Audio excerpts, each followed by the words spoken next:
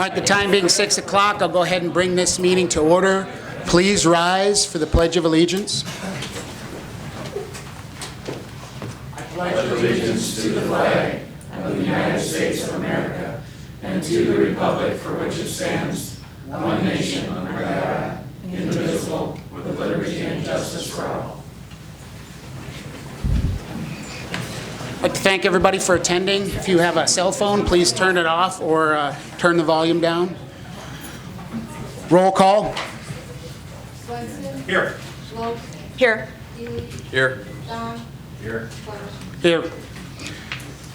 Next item on the agenda, does any commissioners have any reason to abstain for a financial or non-financial conflict of interest? No. I do not. I didn't think so. No. Rob was going to be here. That Coster one. I Okay. live right next door. There's no financial or anything, so I don't think there's a problem. Just wanted to mention it. Okay. Next item on the agenda, item number 4, approval of the agenda. Are there any additions or corrections at this time? I'd like to add someplace on the agenda, maybe if Brian has some time, or Rob, discussion on cancellation of CUPs and variances process. Yeah, I was gonna talk about that at update, but I think if we add a, You want to add that at Commissioner update? Or do you want it at a separate item, Don? I just gonna have it as a separate item. Okay, we'll do that at, Brian, are you prepared to speak on that? I know that was kind of, Basic information, sure. okay, we can, Overview where we're at, I think. okay. Let's put that on 33A. Everybody okay with that? After Beacon Planning and Zoning Software. Everybody okay with that? Yep. Are there any other additions or corrections at this time? Do you have something, No, Gary? just that deal I talked to you about. Do you want to put that in with, Refresh we my have the memory. commissioners? Yeah, put it on the commission updates. Put in there, okay. Okay. All right, if there's no other additions or corrections, I entertain a motion to approve the agenda. Move approval of the agenda as amended. second. I have a motion and a second. Further discussion. All those in favor say aye. Aye. Opposed? Motion pass. Next item on the agenda, item number 5, approval of the minutes from the May 21st, 2019 commission meeting. I just had 3 things that I noticed as I reviewed. Action 19-221C, the word ditch should be the word drainage. When you go down to load limits on bridges, I think it would be good to add the words, "no action was taken." And action 19-225C, the word personnel is spelled incorrectly. Are there any other corrections to the minutes? Entertain a motion. Move approval with corrections. Second. I have a motion and a second. Further discussion. All those in favor say aye. Aye. Opposed? Motion passed. Next item on the agenda, item number 6, public comment. There's no names. Anybody care to make a public comment at this time? Going once, going twice. All right. Seeing and hearing none, I'll close the public comment period. Next item on the agenda, item number 7, claims.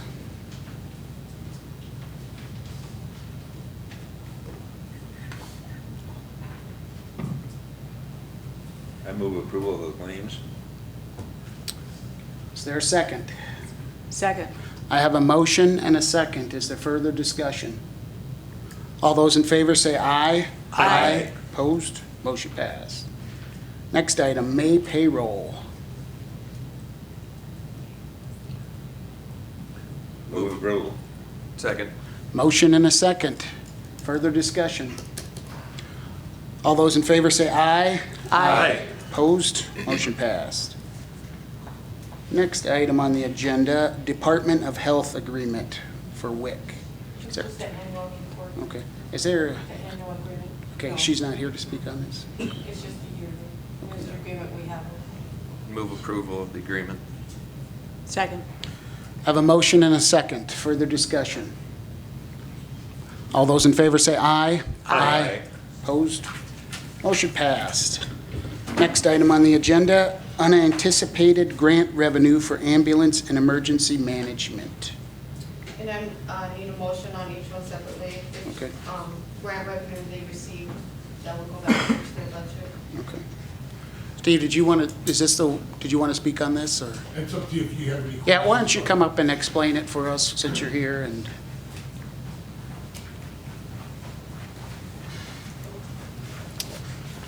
What it is that we received a grant through the Department of Labor for $30,000 for education of EMTs and paramedics, and to get to try to, well, to send people to EMT courses and to paramedic courses. And in the process of doing that, there's only 3 services that got both grants. So one grant was for layperson to EMT. Then there was one from layperson to EMT to paramedic. And those 2 grants were separate, but we received both of them. I applied for both. The state, in their, however they did that, they had a company write the grants for us, which is $10,000. Cost us $10,000 for the grant. The revenue that you're putting in right now is that grant money to cover that administrative cost. That too much or not enough? Fine for me. Okay. You didn't have a choice then with that $10,000 they charged you. No, I didn't. We didn't know. It just came so fast. And the 3 of, like I said in that email, the 3 of us weren't all that pleased when we found out about it. If you go back and read all the stuff, really, you can see it. It's kind of there, but it wasn't very clear. You had a little sticker shock when you saw it was 10,000. Yeah, I made the guy call me 3 times, and we have a whole bunch of emails because it didn't make sense, because they kept saying that we got a $30,000 grant, but they were charging us $10,000 of it, and we argued that that's theoretically only $20,000 with the money.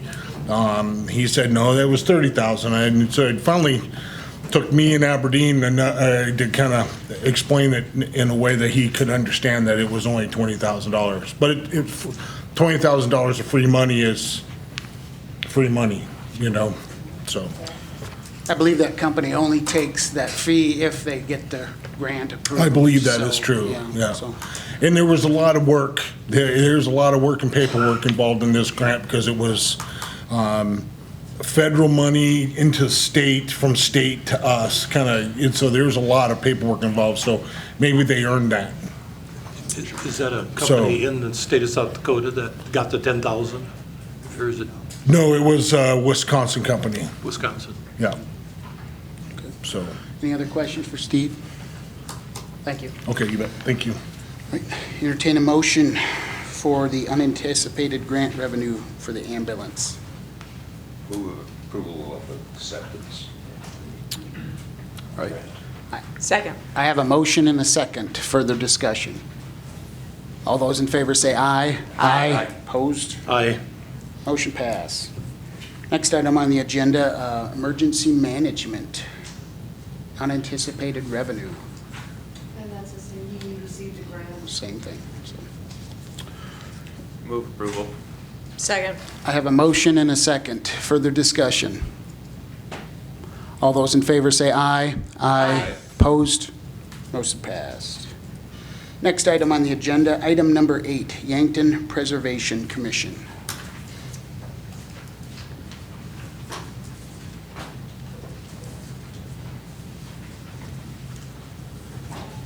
Welcome. Please introduce yourself for the record. Yes, my name's Jim Means, and I'm on the Preservation Commission. And Chairman, Commissioners, thank you for the opportunity to talk to you tonight. I'm not going to take a lot of your time. Obviously, you've got a lot on the agenda, and it looks like a busy night. We've had a Preservation Commission in Yankton County for about 5 years, and it is not a certified local government, which we didn't request. Jim, at will you time. bring the mic a little closer? Okay. Thank you. Can you hear me now? Yes, sir. Okay. We did not apply for a certified local government when we started because we didn't really realize that we needed it, and we didn't for what we wanted to do. We set up the Preservation Commission basically as a support for the Mead Building and other preservation projects as well, but is focused on the Mead Building. We have helped with other preservation projects, and if we would have been a certified local government, we could have there's some funding available for certified local governments.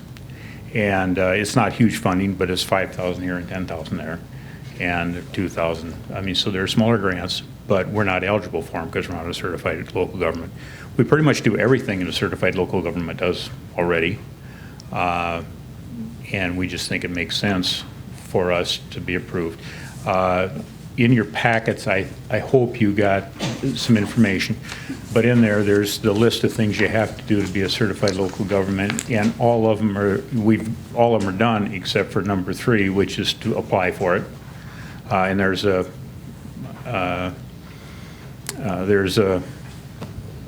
application that I passed out that's very simpler to do.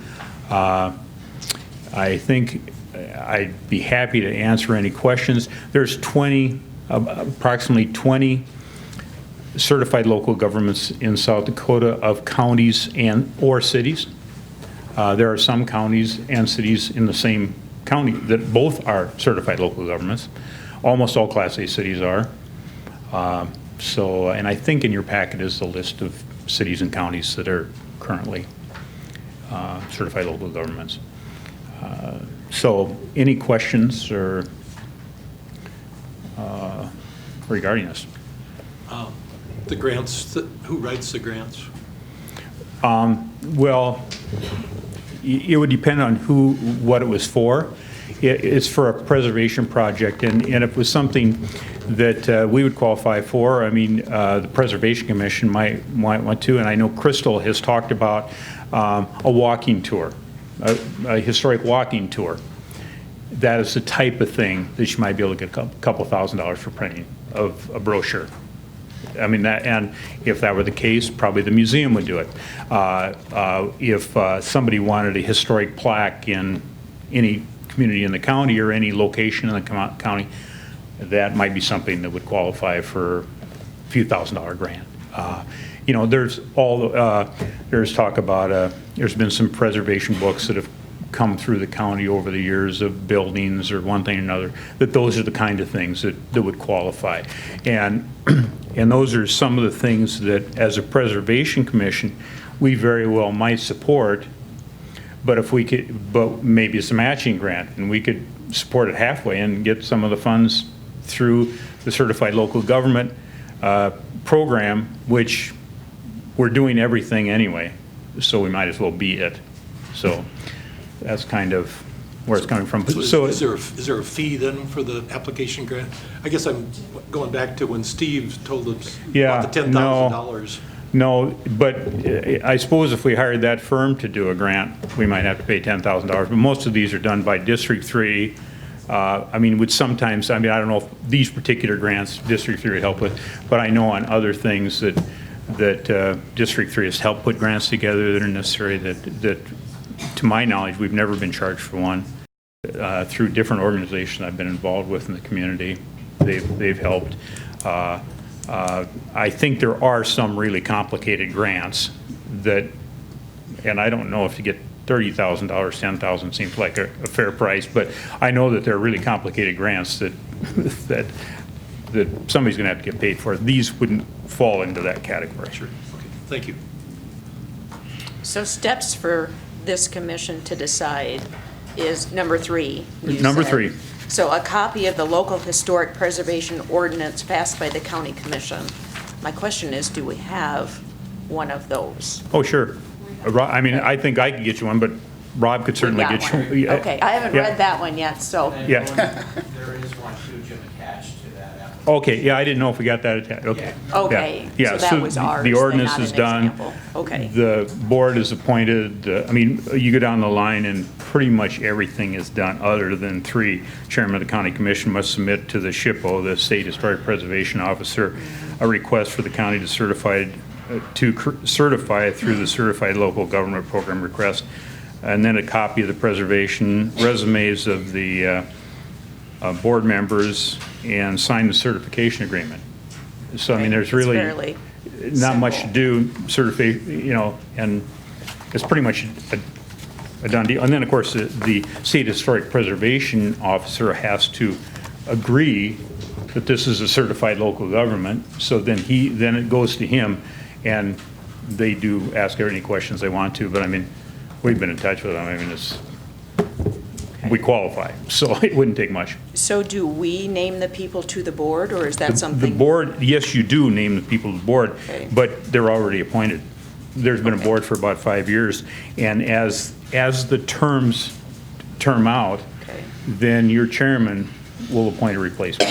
gotcha. So, and actually, what we do for, I don't want to take too much time, but the Preservation Office in Pierre, the State Historic Preservation Office, every state has one. It's a government forced thing that the states have to do.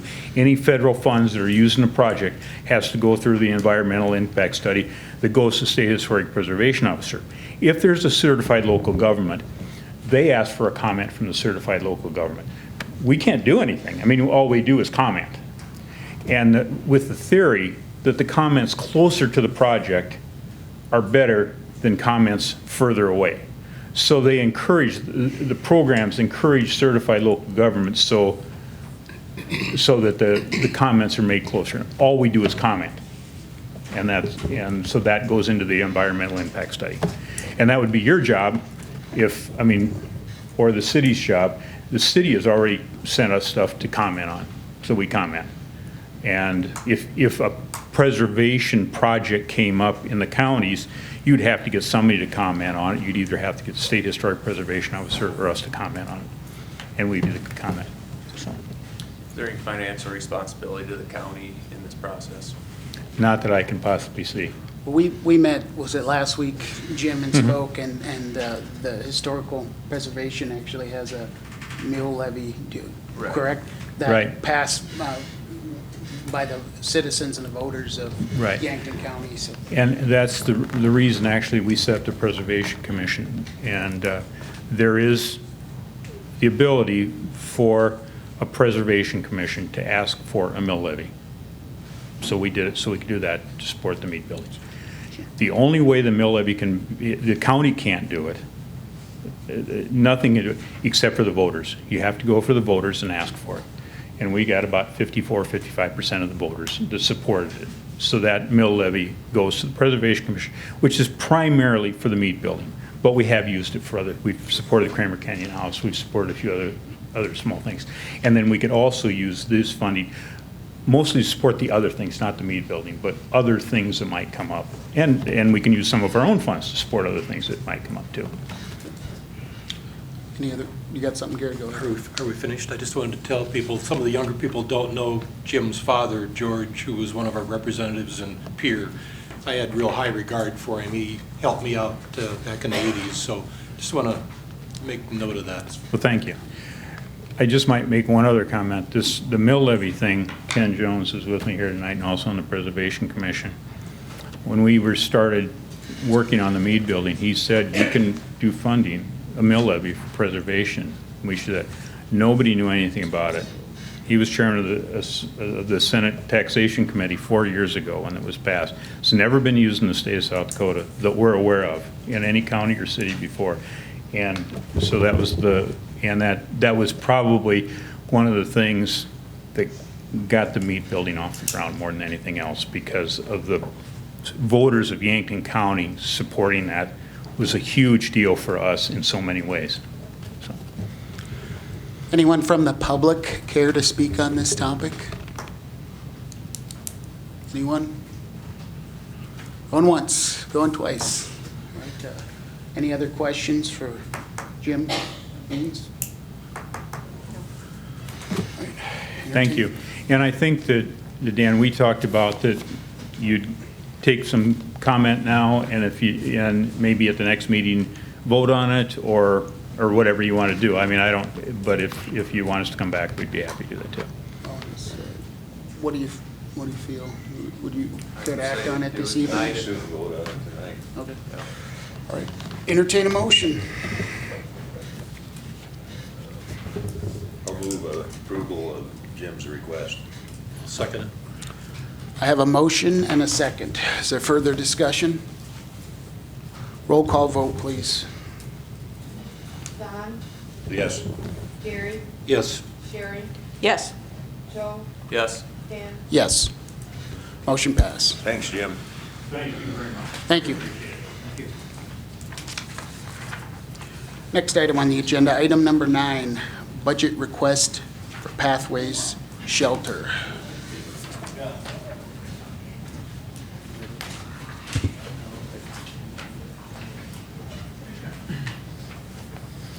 Welcome. Thank you. Let's test that. Okay. My name is Jesse Bailey. I'm the Executive Director of Pathways Shelter for the Homeless. So, good evening, Commissioners. Thanks for having me here tonight. It's about this time of year, each year, when Pathways requests our yearly allocation from the county, and usually we do that in the form of a letter. However, I wanted to give you the opportunity to hear directly from me about some updates that's going on at Pathways. So I'll just share a little bit about 2018, where we ended up, and then some of our goals for the upcoming year. And just before we go into that, a quick recap of what we do. Pathways is the only emergency shelter within a 60-mile radius around Yankton that serves homelessness. So Yankton County, and more specifically the city of Yankton, is the area where we see the highest need. Specifically, over 80% of our clientele comes directly from Yankton and within our county. And then that remaining 20% comes from 14 surrounding counties, mostly within that 60 miles. So we provide 4 main services. First and foremost, the emergency shelter that everyone hears the most about. Through that, individuals and families receive all necessities free of charge for about 30 days. And if they need to extend their stay past day 30, we charge $5 per day for each adult in the household.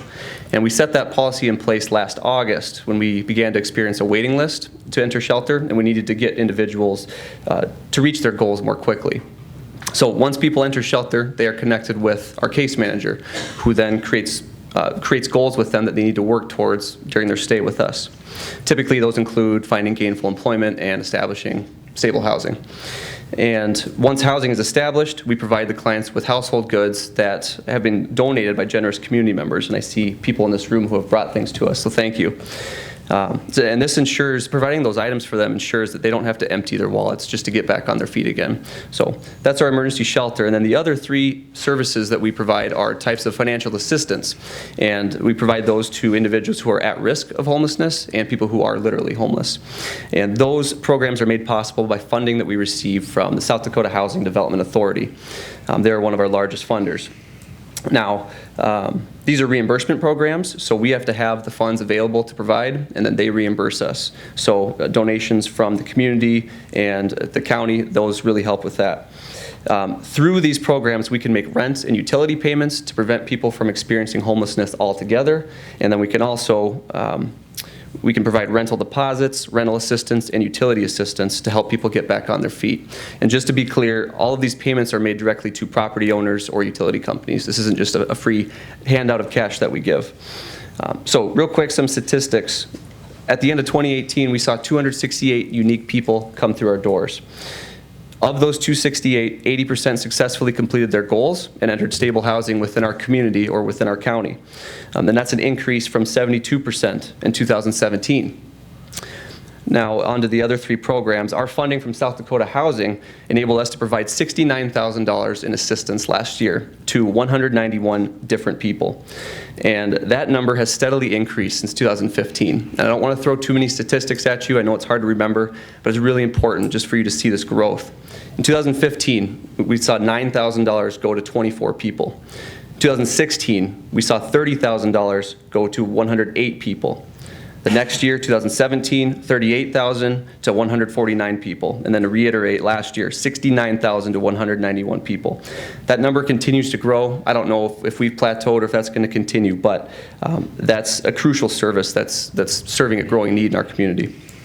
Lastly, I just want to share some things that are going on right now.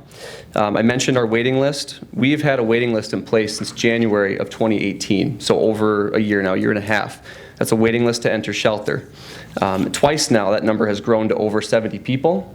And as I'm here talking tonight, that number is at 93 people.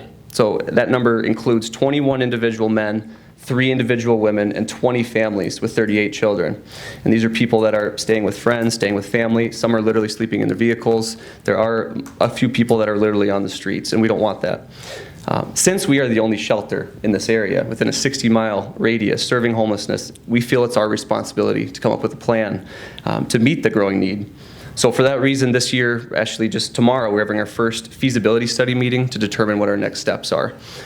We need to add space. We know that's what needs to happen, but that's going to take a lot of work.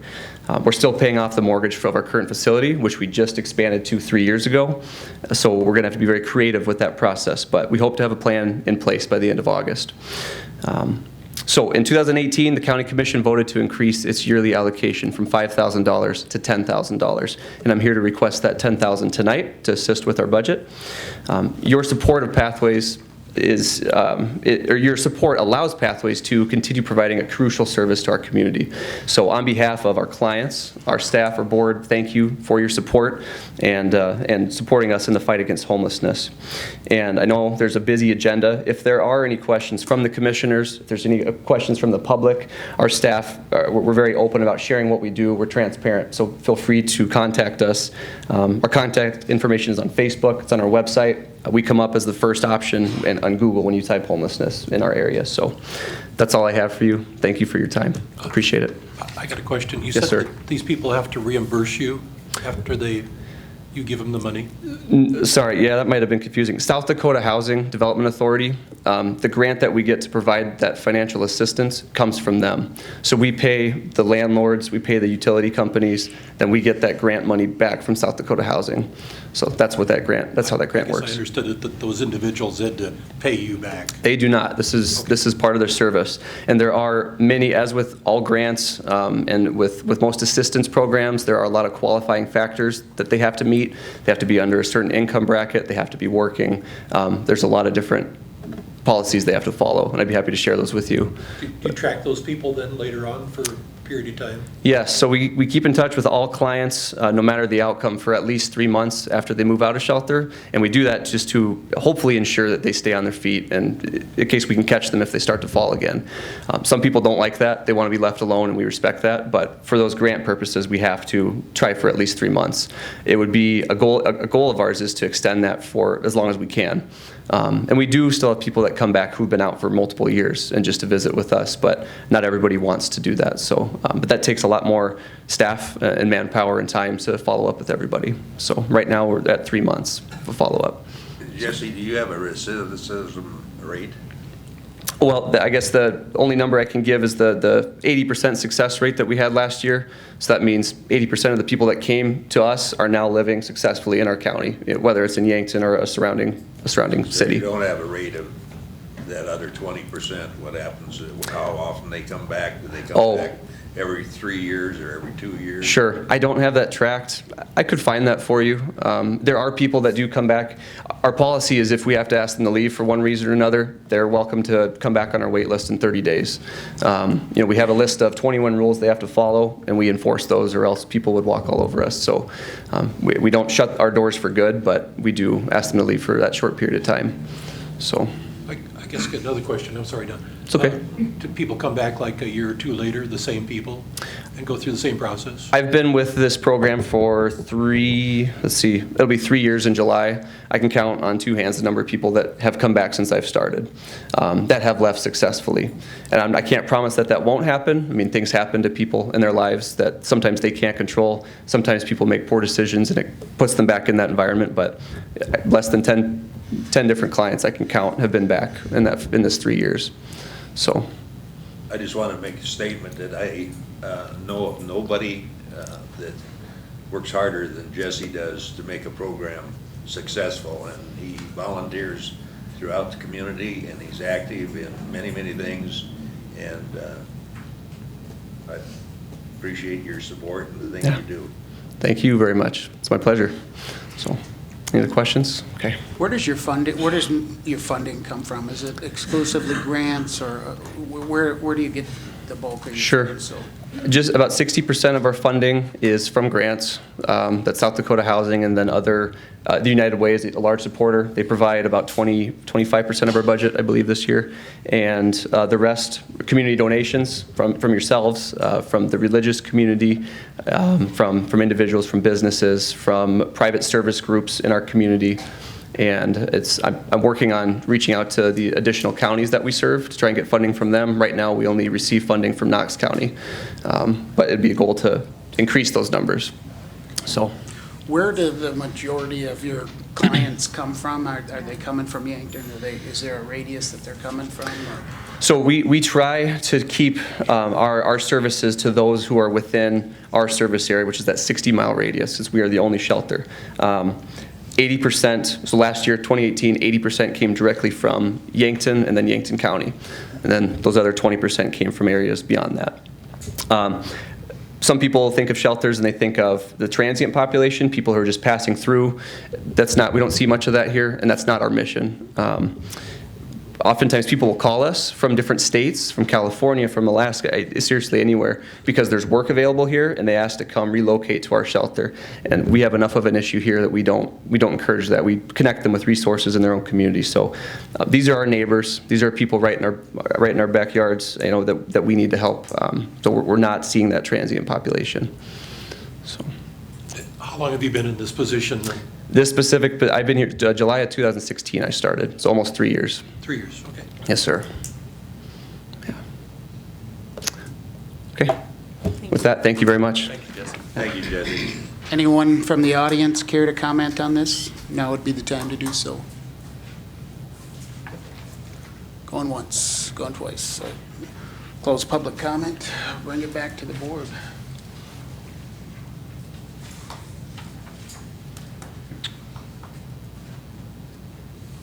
Oh, won't we just include this in our budget In the cycle? budgeting, yeah, it should be, I think all of these requests should be done during budget time, So, so you no want a action motion tonight. that we approve it for the budget time? No, I think that we'll just talk about it then. Okay. Want to table it then, or do we not have no motion on this? Just no action. Yeah, I don't think we need action. All right, You want that in the minutes then? Yeah. we'll take no Please. action. I really appreciate when the different agencies that we help out come and tell us what they've done with the money, so that everybody can understand that it is going to a good purpose Right. most of the time. Well said, Don. All right, next item on the agenda, item number 10, no through truck signs on 448th between 291st and Highway 46. Commissioner Loest. Yes, there was a request from a citizen who lives in that area. He's noticed significant increase in truck traffic there. If you notice, I believe, if I'm not misspeaking, there are no through truck signs on the south side of 46 for 444th and et cetera. So I've had it put on the agenda for discussion tonight if we want to proceed with this or not. Mike, has there been damage done to the road, or what's going on?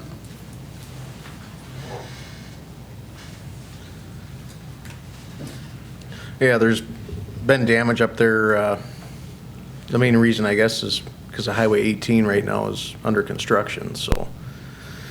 My only concern is if we put it on 448, well, you're just gonna push it off on 444 or the Irene Road too, 444 is a no through trucks on 40. Going To south, the south. So, yeah. south of 46. Everything north of 46, there's no through truck signs. So, yes, it would be great to do it, but that's something to think about too, is you put it on 448, you're just gonna push them over to 444 north of Irene, so. Should there be signs there as well? Probably. Because I right? would suspect there's a lot of folks who are bypassing a way station Yeah, is their goal. well, then, I know 444 north of 46 sees significant traffic already, and it wouldn't hurt to have something there Yeah. either, actually. then you almost have to do it on the Viborg Road and on the Midway Road, so that's one of the, where do you start and stop? We need to protect our roads. Yeah, I mean, we might hurt somebody's feelings or make them drive a little farther, but I have no issue with, if that's what you guys want, I can get the signs ordered. Do you want to start with this and then tell us in a couple weeks how it's working, if we need to do additional ones then at that time? You know, I think part of this discussion goes in with a topic later in the corridor plan and trying to figure out where we want to route trucks and where we don't. Right, So our our farmers, they'll still be able to right. use their Yes. vehicles on the roads. It's the going through. Well, It's just like I had someone contact me about the gravel pit down by Johnson Bridge, if they were okay to haul because the sign said no through trucks. Well, they're not going through, they're hauling product from that area, so we can't deny them. I guess what I'd speak to is the $500 fine is not much of a fine. It probably costs us a lot more than $500 to process a fine. Is there a cap? Sometimes they put caps on these things. Do you want to Well, increase that, Don? I'd make it a serious penalty if you're gonna put a penalty on and enforce it. Make it, Yeah, this was based on the one we did for Deer Boulevard, so that one's only 500 too. I believe it's the same. And I'm good with increasing it if you guys If want to do that. What number are I think you it should be thinking, Don? increased. I'd go with 2,500.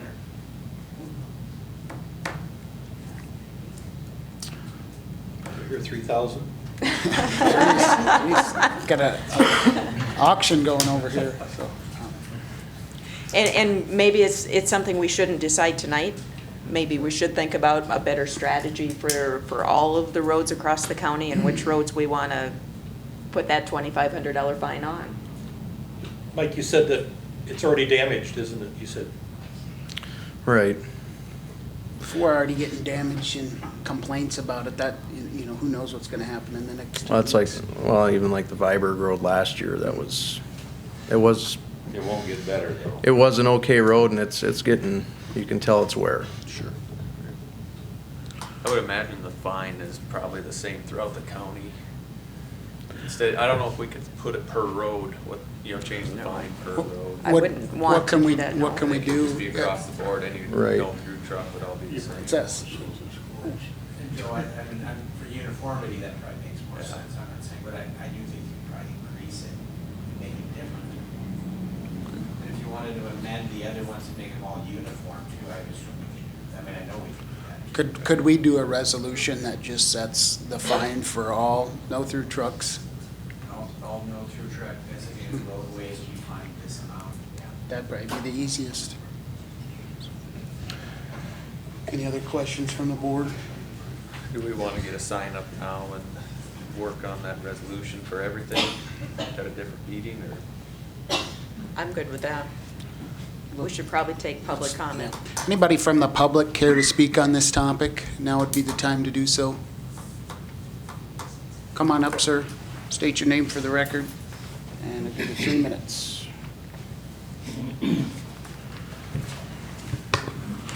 Welcome. Thank you. John Gunderson, Irene. Mike, don't sit down, because you're the one that's going to answer the question. When do you think we can start using Walshtown Road to haul concrete? Say we're going to do 100 concrete trucks. When would you recommend doing that? John, I can't hear you. Sorry. When would you recommend running like 100 concrete trucks down Walshtown Road? As in a time period during the year? or just Starting today, when do you think we can start doing that? going through or to a project? To a project? I'd say your best time would be in the summer or when, well, it'd be the only time. but- How about on a gravel road? John, does this have to do with the resolution at hand? It Down applies. Walshtown Road? It's on Walshtown Road. Okay, we're talking about 448 north of 46. I thought you were changing the fines on all of them. No, Not at that- this that is time. Not different- tonight. a different Okay. time. Do you have anything for the no-through trucks between 448th and 291st? Just how are you gonna enforce it? I was told you had to call the highway patrol there, or the sheriff. How do we enforce that? The local sheriffs can, Sheriff's. yep. Sheriff will, well, No, for the overweight trucks. Not And there's no food trucks. go through, yeah. Well, and for it to stand up in court. Let him, he's got No, a that's fine. minute left, He's- so, okay. He's smarter than I am. And for it to stand up in court, you have to have a resolution. Yeah. Okay. Thank you. Anyone else care to speak on this topic? Now would be the time to do so. Going once, going twice. All right, I'll go ahead and close the public comment, bring it back to the board. What's the board's thoughts? If we're already getting damage on this road, I think it may be wise to put a, Do we have no, any information on any of the neighboring county roads, what their fine might be? come on up, Mike. Neighboring count, Don asked, what are the fines in neighboring counties, do you know? That I do not know. Well, I really think if we tell people that they aren't supposed to use it, and there's a justifiable reason that they shouldn't use it, then we have to enforce it, and if we enforce it, we have to make it worth our while. And I don't think you can do it for $500. I'm fine with increasing it if you think that's appropriate. I would like to see that instead of seeing the fines go to the state, I'd like to see them go to our highway department. Is there a way that that can be done? Probably talk to our legislators about that. It's still got to get in their pocketbook, so even if the state gets it, kind of like I'm not that. aware of a way. Pardon? I'm not aware of that. I don't think there is. You know, and I think historically it's called it difficult to enforce. At the very least, it might be a deterrent, but you know, you can only do so much. But I think it's worth having signs up, especially with 18 under construction. 46 is going to be under construction in a couple of years. 81 is going to be tore up in 2 years. We're going to have to really look at those and look at our fines. So would it be better to wait 2 weeks and decide which roads we need to do this on, contact neighboring counties to see what they currently do, and then to look at the resolution then? I guess I'd like to get, if we're already getting damage, how much more damage are we gonna get in the next 2 weeks? I'd like to do something now, and we can reassess in the next 2 weeks, and if we decide we wanna raise it, we could do a resolution to raise it on all of these roads or whatnot. I'd almost rather get something on there now before there's too much damage. I'd have to concur with Dan because it's already on the agenda here, so Yeah. let's do something. Yep. We can always change it in 2 weeks. Yeah. You said you got complaints from the people and we got damage. I on the did. road. I got the complaint. You got the complaints. Yep. I got the same complaint. Yeah, the sign isn't gonna change whether our fine, whatever our resolution becomes. Rob, we could modify this resolution before it's passed into a different number for the fine. So if we wanted to do that now, we could do that and then do some further research and get all the fines uniform throughout the county, if we want to do that. or leave it at 500 and do our research and then do another resolution to raise it then as well, so. How about we put it on and, because it's difficult to put it on, you put up the signs and expect people to know about it immediately. Why don't we give Agreed. 15 days for compliance, and our next meeting, then we come back in and do the fines. Would I that agree. work? I agree. But get the signs up. Yeah, that would work. I guess I'd entertain a motion on how you want to do it, so. I'd make a motion that we approve the no-through truck sign as requested, and that it disappear on the next agenda for resolution of fine and additional roads. Second. I have a motion and a second, further discussion. So I guess we're gonna approve this resolution, but we're not gonna have a fine for the next 15 days? That's for the next 15 days. Okay. That's how I read it, okay. Can we do that with the would we have to modify the resolution? Because it sounds Yeah, I like, mean, after publication. okay, I worded that one to start immediately, if Okay. after publication, that's when the notice would occur. So I Okay. put it in there that that's what we were doing, but we can modify that. okay. I have a motion and a second. Is there further discussion? Roll call vote, please. Kettering, Yes. Lois, Yes. Healy, Yes. Swenson, Yes. Clement. Yes. Motion pass. Entertain a motion to go into Board of Adjustment. So moved. Second. I have a motion and a second. Further discussion. All those in favor say aye. Aye. Aye. Opposed? We're now in Board of Adjustment. Item number 11, Twin Brooks Farm variance, track 2 and 3. Mr. McGinnis.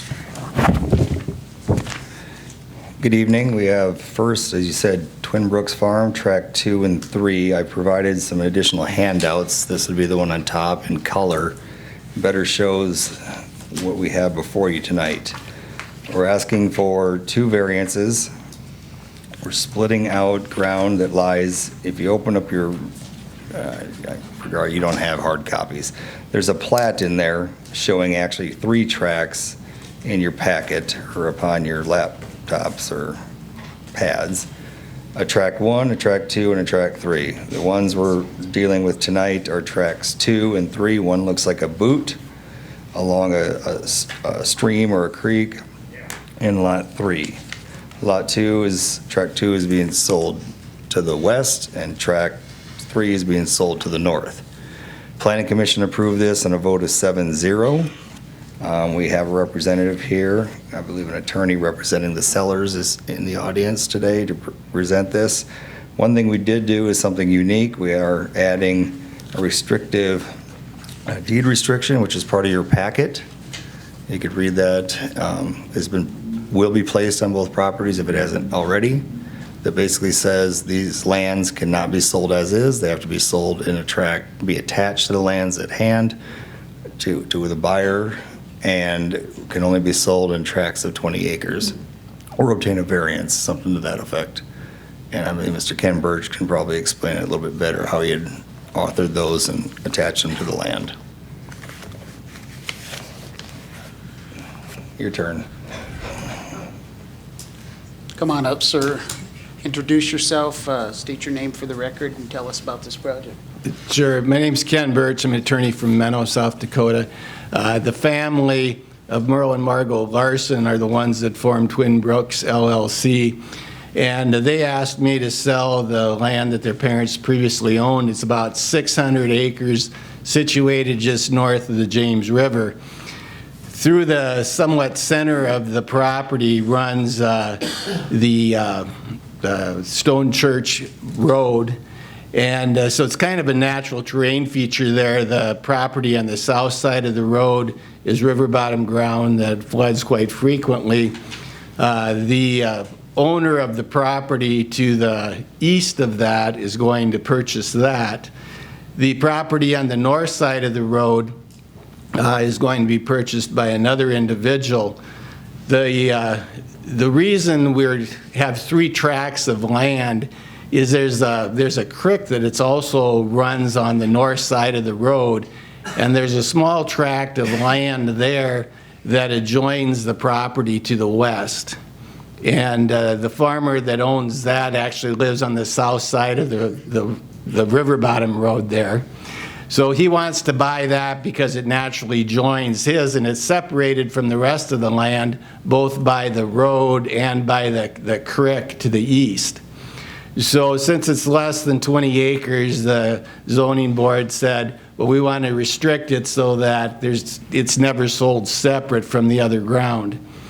The piece on the north side of the road, which is situated east of the creek, really is part of the larger 300-acre tract on the north side of the road. And we didn't survey the whole 300-acre piece because it's expensive and it already had a legal description, so we didn't need to do that. So we just had the surveyor survey that smaller tract so we could have a legal description so we could transfer it to the farmer that's buying the property to the north. So incidentally, it's the neighboring farmers that are buying it. The piece to the south is being purchased by Kurt and Barb Ulmer. Barb is here.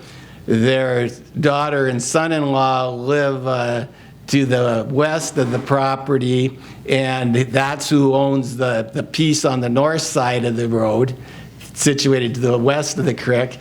And then Levi Clute is a young farmer that's been farming part of the Larson ground in the past.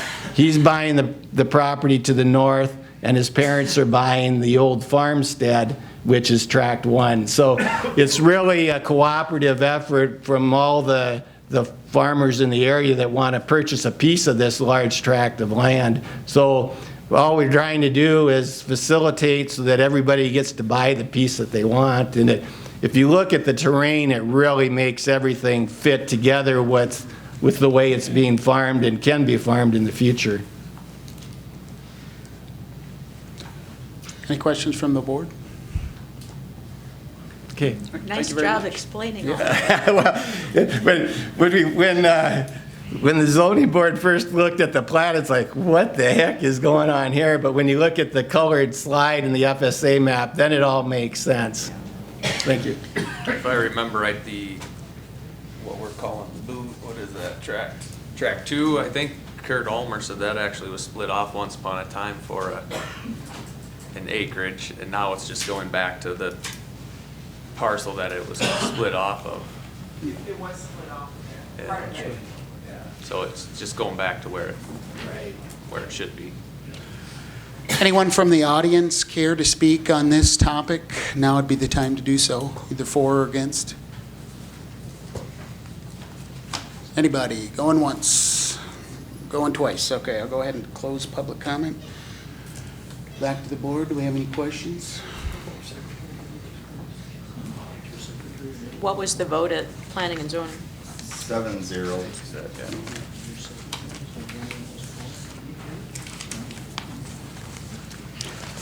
Would entertain a motion. I'd move approval of the Twin Brooks variance for tract 2 and tract 3. I'll second it.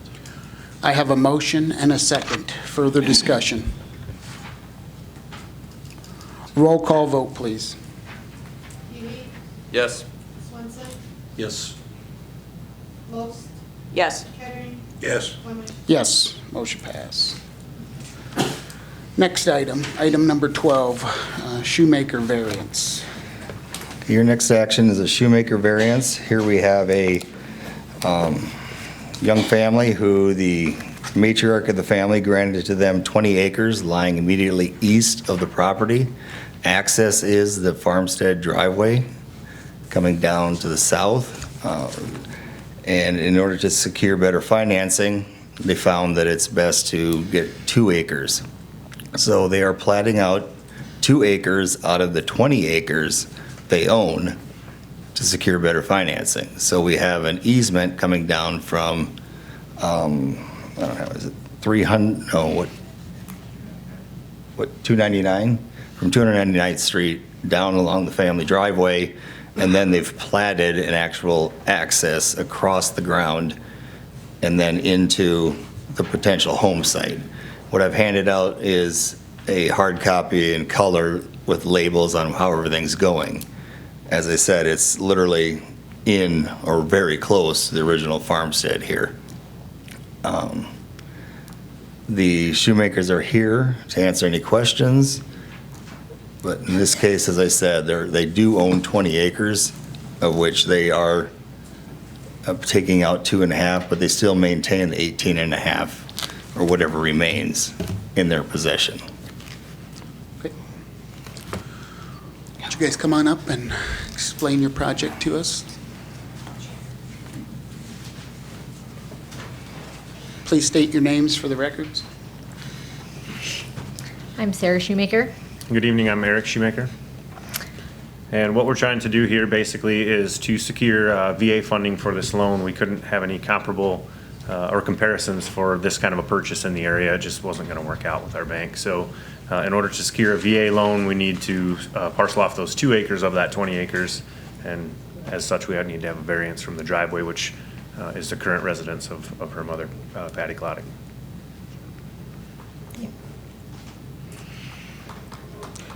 Any other questions from anyone on the board? You a veteran then? Yes. Where'd you serve? Army. So. Good man. Good man. Just got back in October from my last tour, so. You got 3 veterans here, so. Yep. Told ya. Yeah, so glad to do it. Any other questions from the board? All right, thank you. Thank you. Anyone from the audience care to make a comment on this application? Now would be the time to do so. Going once, going twice, okay. I'll go ahead and close the public comment portion. Back to the board. Any other questions from the board? I move approval of the Shoemaker variance. Second. I have a motion and a second. Is there further discussion? Roll call vote, please. Kettering, Yes. Swenson, Yes. Healy, Yes. Rose, Yes. Connors. Yes, motion pass. Next item on the agenda, item number 13, conditional use permit for Jeff Coster. Okay, on this one, we have a somewhat started as a unique situation. Mr. Coster is proposing, it may look a little different, the sale of flammable or combustible materials because there was no conditional use for fireworks. So we did a determination that they're similar in nature to that, so that's how we have to have it listed in the advertising and such. It is just simple commercial or consumer fireworks is what's being sold there only, no commercial fireworks. It will be in his current new facility that was granted out there just, which is, I'd say, just west of the Heartland Humane Society at this point. As far as any details, Mr. Coster is here and can certainly answer those for you.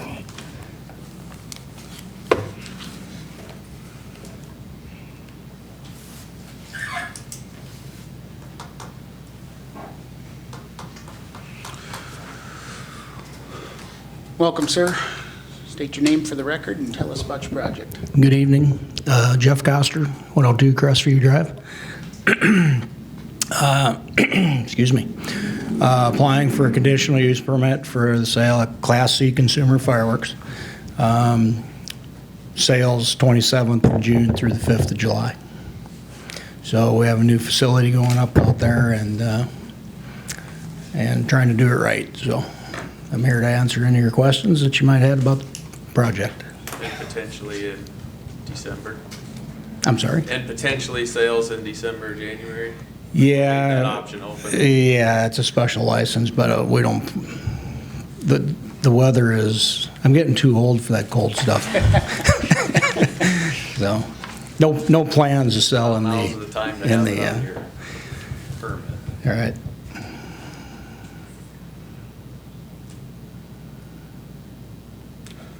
Looks like a really nice facility. Yeah, we will not be storing anything there. If anybody has that question, so we bring it in, sell it, take it back to our warehouse. Explain that more. You won't be storing fireworks there? No, we don't use it as a storage facility. We just bring it in for retail sales. And our storage facilities are in Sioux Falls, Okay, our warehouses. okay.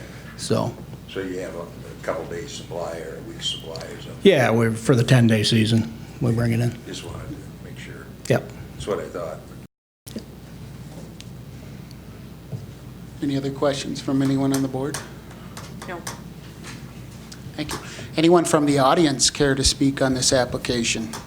Now would be the time to do so. Going once, going twice. Seeing and hearing none, I'll close the public comment portion. Thank you for your time. Yep. Thank you. Back to the board. It was 7-0 at the planning commission. I failed to mention that. I apologize. Any questions from the board? I'd move approval. Second. I have a motion and a second. Further discussion.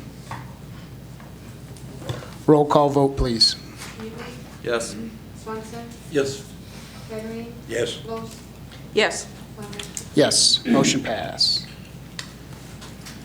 Next item on the agenda, Kenneth Mueller variance, Lot 1 and 2 of Tract B. Before you hear is the Kenneth Mueller variance, and also there'll be an accompanying plat if we get to that point. This has been a long road here, and we've all learned a few things about plats and variances and so forth. What we have here is a large tract that's proposing to be divided into 2 separate lots, and you will see those before you. They are both, of course, less than 20. Basically, it's on ground that really is undevelopable, and to drive that point home, I provided you with LiDAR basically radar showing elevations of that land. It's in hard copies, and you'll see if the first page shows it as an overview, the second page shows it as basically top to bottom, it's a 100-foot drop in that area down to the bottom of the ground. So that was a concern at the Planning Commission, and we talked about I'd try to pull that together before moving forward here. The easements have been secured, which was a concern earlier at the Planning Commission on both the west and the east proposed plat. And again, it's gone through Planning Commission at 2 points. Both times had favorable votes. So at this point, this would be the final step in the process. And we have Mr. Mueller, along with his neighbor, Mr. Lickness is here, and Mrs. Mueller, if you have any questions. You guys want to tell us about your project?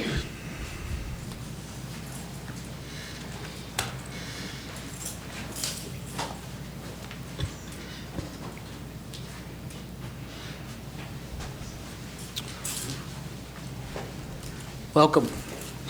Please state your name for the record and tell us about your project. Yeah, I guess I'm Ken Mueller, my wife Dawn, a little shy, she's back there. This is Micah, the neighbor. I guess we proposed to the planning and zoning about splitting off that 19? It was 23. 23, yeah. And to work it out for us to hopefully make it easier to buy. We moved here from Nebraska and we love the area out there, and we like the Yankton County, and I guess if there's any questions, we had it surveyed twice just to keep the planning and zoning up what they wanted us to do. So, and Brian helped us out a lot also. If I remember, we had, after the first round, we wanted an easement to the one, that was kind of the holdup, right? There- Yeah, after the first, sorry, I'm a little hoarse. Ken is too, obviously. After the first round where the variance got approved, there was, we had not yet gotten a written easement because we thought we had to get the variance approved first. So then we got the written filed easement from Rikens, which goes up our existing driveway into the other property. And so then that's been filed as well. And then that was approved at the last planning and zoning meeting. And then these, okay, there's the larger lot you want to split, and then on the west side, there's 1, 2, 3, 4 lots. 3 of those yours? Yeah. Or all 4? 3, well, So there's actually, within like a half a mile of this, there's actually 11 separate houses that don't meet the 20 lot variance. And so 4 of them are on the west side of it. And then you have the 12 acres that would stay with the Muellers. And then there's the 11 acres that would come with us. And then there's our 10 acre lot that with the existing house that was approved 6 years ago when we moved to town. it would make both of our lots sizable, and the neighbors all live on these smaller lots. Right. So So you would retain the west half of the larger lot along Yep. with your Yep. Yep. tracks here. With track, And Mr. Lickness would take the east half that adjoins his current. Yeah. Correct. acres. Yep. with our easements, which we had to get approved, and Any other questions from the board? Thank you. Anyone from the audience care to speak on this application? Now would be the time to do so. Anyone? Going once, going twice. Seeing or hearing none, I'll close the public comment. Back to the board. Any questions from the board? Entertain a motion. I'd move approval. Second. I have a motion and a second. Is there further discussion? Roll call vote, please. Healy, Yes. Kettering, Yes. Los, Yes. Swenson, yes. Clement. Yes, motion passed. Next item, item number 15, conditional use permit for Mike Barkle. Mr. Barkle is asking for a conditional use sale for also fireworks. This would be up at Archie's Corner. You have a site plan before you laying out where he lies in there. Interesting, it was illegal that still uses rods as a measuring device, so that's threw me for a loop, but that was fun to see and work with. So he's up on that Archie's property. It's Stuart Huber is the owner, and he executed all the documents as the owner. And Mr. Barkle is here. Mike Barkle is Oh, yes. this evening. I'm Sharon Barkle's grandmother. Right, grandmother was here. And she's on emergency of North Dakota with his work, so. I guess she can answer any questions you have on this facility. That's right, he did tell me he would not be here, and grandmother would be representing him. Was this one 7-0 as well? This one was, yes, 7-0. And this was the same situation where for some reason fireworks are not conditional use in a commercial, but the flammable, correct? Same as the Flammable, other one, yeah. combustible liquids, and we made that fit, yes. Yep, okay. Ma'am, would you care to speak on this, or did you have anything you'd like to add, or? I could, I don't know if I could answer it properly or not. If you don't want to, The managers of all you of don't, it, so. you don't have to, okay. I have all this information here, which I've covered totally in. Was all covered, okay. All right, thank you.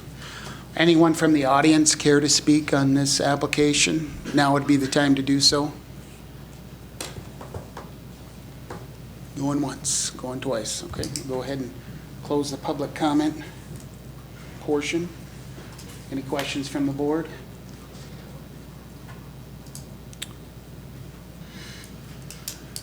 Entertain a motion. I'd move. The Barkle be approved. Second. I have a motion and a second. Further discussion. Roll call vote, please. Swenson, Yes. Healy, Yes. Kettering. Yes. Los, Yes. Clement. Yes, motion passed. Entertain a motion to go back into regular session. So moved. Second. I have a motion and a second. Further discussion.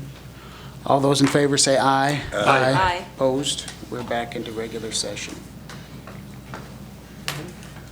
Buddy, need to take a break? You want to keep on going? Let's take a break. Take a break. All right, at this time, go ahead and take a 10-minute break. Entertain a motion for a 10-minute break. So moved. Second. Motion and a second. Further discussion?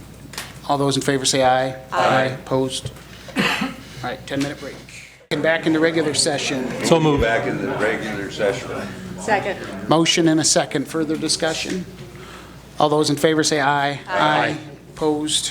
We're back into regular session. Next item on the agenda, item number 16, Twin Brooks Farm Plat.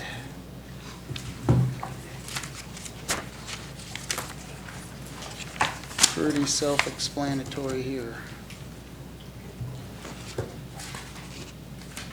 We got any questions on this?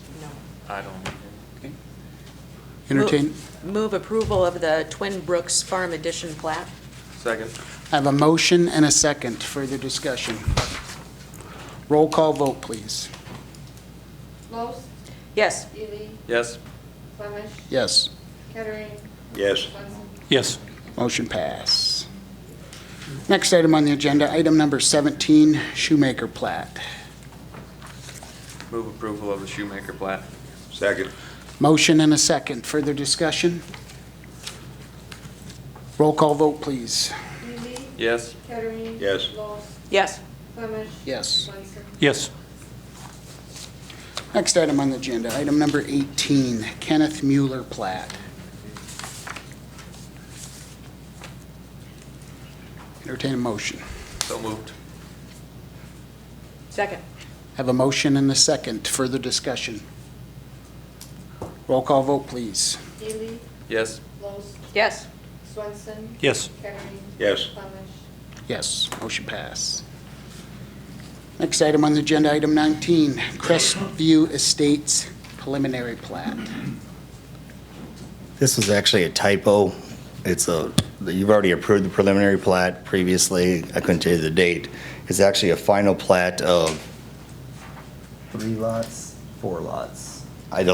They're darker on your 3 or 4 lots that you're being asked to approve out of the original preliminary plat, which follows it exactly, so there's no changes. Okay, and this is the final plat? These are the final plats of those Okay. specific 7? Seven. 7 lots. This is one of those that begs the question we need to clarify is who approves this, because in the subdivision ordinance, it's either zoning administrator, county commission, or county commission if the zoning administrator doesn't do it in 10 days. So those are the options in the subdivision that need to be cleaned up, but we took it before you, so it's in your hands at this point. Is there any questions from anyone in the board? Looks pretty straightforward, so entertain a motion. Move approval of the Crestview Estates plat. Second. Motion and a second. Further discussion? Roll call vote, please. Ely, Yes. Los, Yes. Swenson. Yes. Kettering. Yes. Flemish. Yes, motion passed. Next item on the agenda, item number 20, Habitat Build Day. Mr. O'Brien, welcome. Come on up, state your name, and tell us about your project. Taylor O'Brien. This is in regards to, I was in here a couple of weeks ago for public comment, told you about a project that Habitat for Humanity is doing in town here the first part of June, raising awareness for affordable housing. At that time, I asked you if you guys would consider helping us as community leaders to support our project. And I'm here tonight with some extra details to tell you some ways you can do that if you're willing. Two big ways, I guess. First, we do have P&D working with us on creating a story on the focus being affordable housing, speaking from different aspects of the community, whether it being Jeff May from Colberg Pioneer or somebody from the city, just speaking to what affordable housing looks like from their perspective and the needs in our community for that. Cora Van Olsen is the name of the reporter. She's asked that if people want to participate, that they submit their thoughts to her via email with the P&D. And that can be, I think her email is very plain on the website for the P&D. She's been gathering this for about a week and a half now, so she'll be ready. She'll know what it's referring to. The second more tangible way that we're asking that you would come participate is this upcoming Saturday is the build day itself. In the last couple of weeks, we have seen some of the work materialize, so we know more specifically what will be happening. It will be the siding project on the 1308 National Street. So this is a disabled veteran. We partnered with an organization called Purple Heart Homes. They have very graciously donated the materials for the project. Habitat is participating by bringing and organizing the labor for the project. So again, we're asking that you would come participate. I have a few flyers here. I can get more information later if so, but time will be 8:30 to 5 o'clock. Being on a Habitat site never requires prior technical knowledge of how to do the construction. My company and a few representatives from the city and Allstate Insurance just completed our build day on this past Saturday. A lot of people there were not familiar. They're very good at getting you worked into the rotation so that you can contribute meaningfully to the project. We'll run usually until about 2:30 to 3 in the afternoon. We can run later if people want to stick around and work longer. Dakota Plains will be on the site. They have donated the meals for the day. And so that's all taken care of. We will be taking pictures as an affiliate that will be then fed to Cora for the story. Still doing siding and fencing? Is that the plan? Yes, sir. Probably, we're estimating, depending on how many of you would like to join us, probably anywhere from 12 to 20 volunteers at this time. And there's more than enough siding there. You'll see when you get to the project that that'll keep that crew busy for the entire day. I really got to applaud you for your work that you do. We all know that affordable housing is in such short demand in Yankton, and anything we can do, even one house at a time, makes a difference, especially to this family. So Absolutely. I will be there. Any other commissioners? I guess if we're going to have three, we need to. Just for the record, the people that watch this at home on TV, I always like to have you repeat the dates and the times, because Okay, so they can't hear like me. Absolutely, and I'm sometimes not that articulate, but the date is June 8th, so this upcoming Saturday. The start time is 8:30. We'll be working on through the afternoon, as late as 5 o'clock if necessary. The location is 1308 National Street. For the coordinating of the event, we do ask that you RSVP. You can RSVP at our Habitat for Humanity website or email, excuse me. That address is Habitat Clay Yankton @midconetwork.com. Thank you. And Taylor, if people can only go for an hour or two, that's fine. They don't have to be there all day, correct? Yes, so our goal in this event, we obviously want to see the house sided, and we will see it sided. We have a build day going on every single Saturday of June. Our goal is to raise awareness, so we want people to come there, see what we're doing, to see some of the needs. This neighborhood, in particular National Street, several Habitat homes there. You can see what Habitat's doing there. I've worked on 2 to 3 of those houses myself.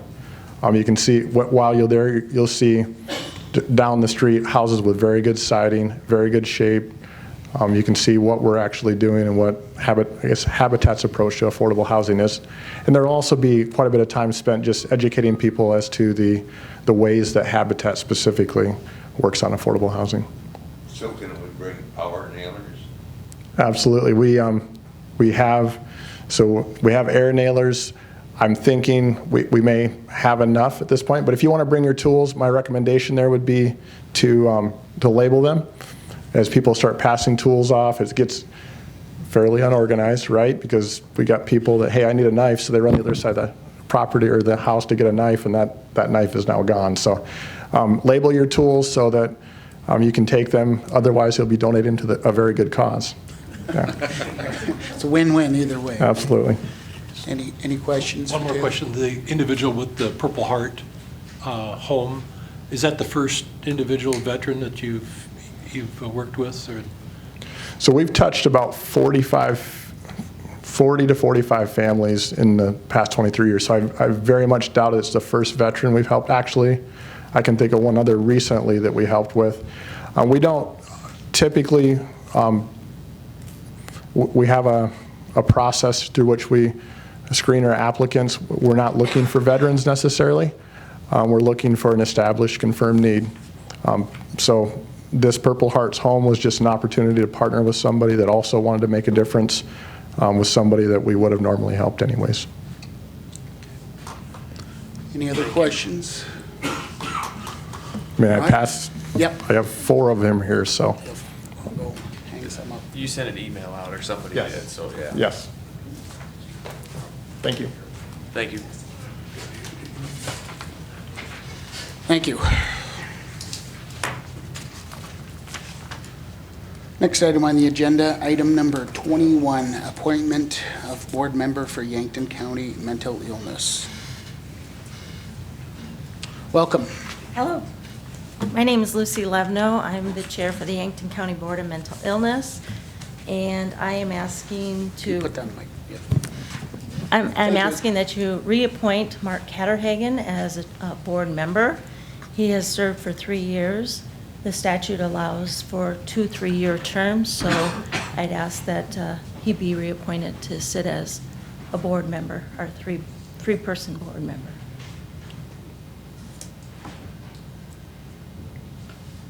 I move approval of the request. Second. I have a motion and a second. Further discussion? All those in favor say aye. Aye. Opposed? Motion pass. Thank you. Thank you. Next item on the agenda, item number 22, approved bid for Holloway Construction. Mr. Sedlacek. I guess just looking for approval, just like gravel bid or anything else. Put it out to bid, except this time we'd be going off of Turner County, off Turner County's bid for the work. So describe the type of work that's going to be done with this. Holloway Construction are the ones that do all the bridge building and box culverts. The neighboring counties use them. Have we used them before? Yes, that's who we've always used, and I guess that's been the normal, I guess, is to go off of Turner County's bid. You're happy with their work, correct? Alrighty. Up on just south of 46 by Mayfield. Is that the same company? Yes. Yeah. Yep. And the reason they're not there right now is because they needed to get the crane around to the other side, and the way the road conditions were, they pulled off that job because they had the crane on the north side. They went to Clay County and worked on some asphalt and some roads, some bridges that were on some asphalt roads. Didn't take them very long to take it out. No, and right now they are on 448, just north of Old 50, working on a bridge deck there.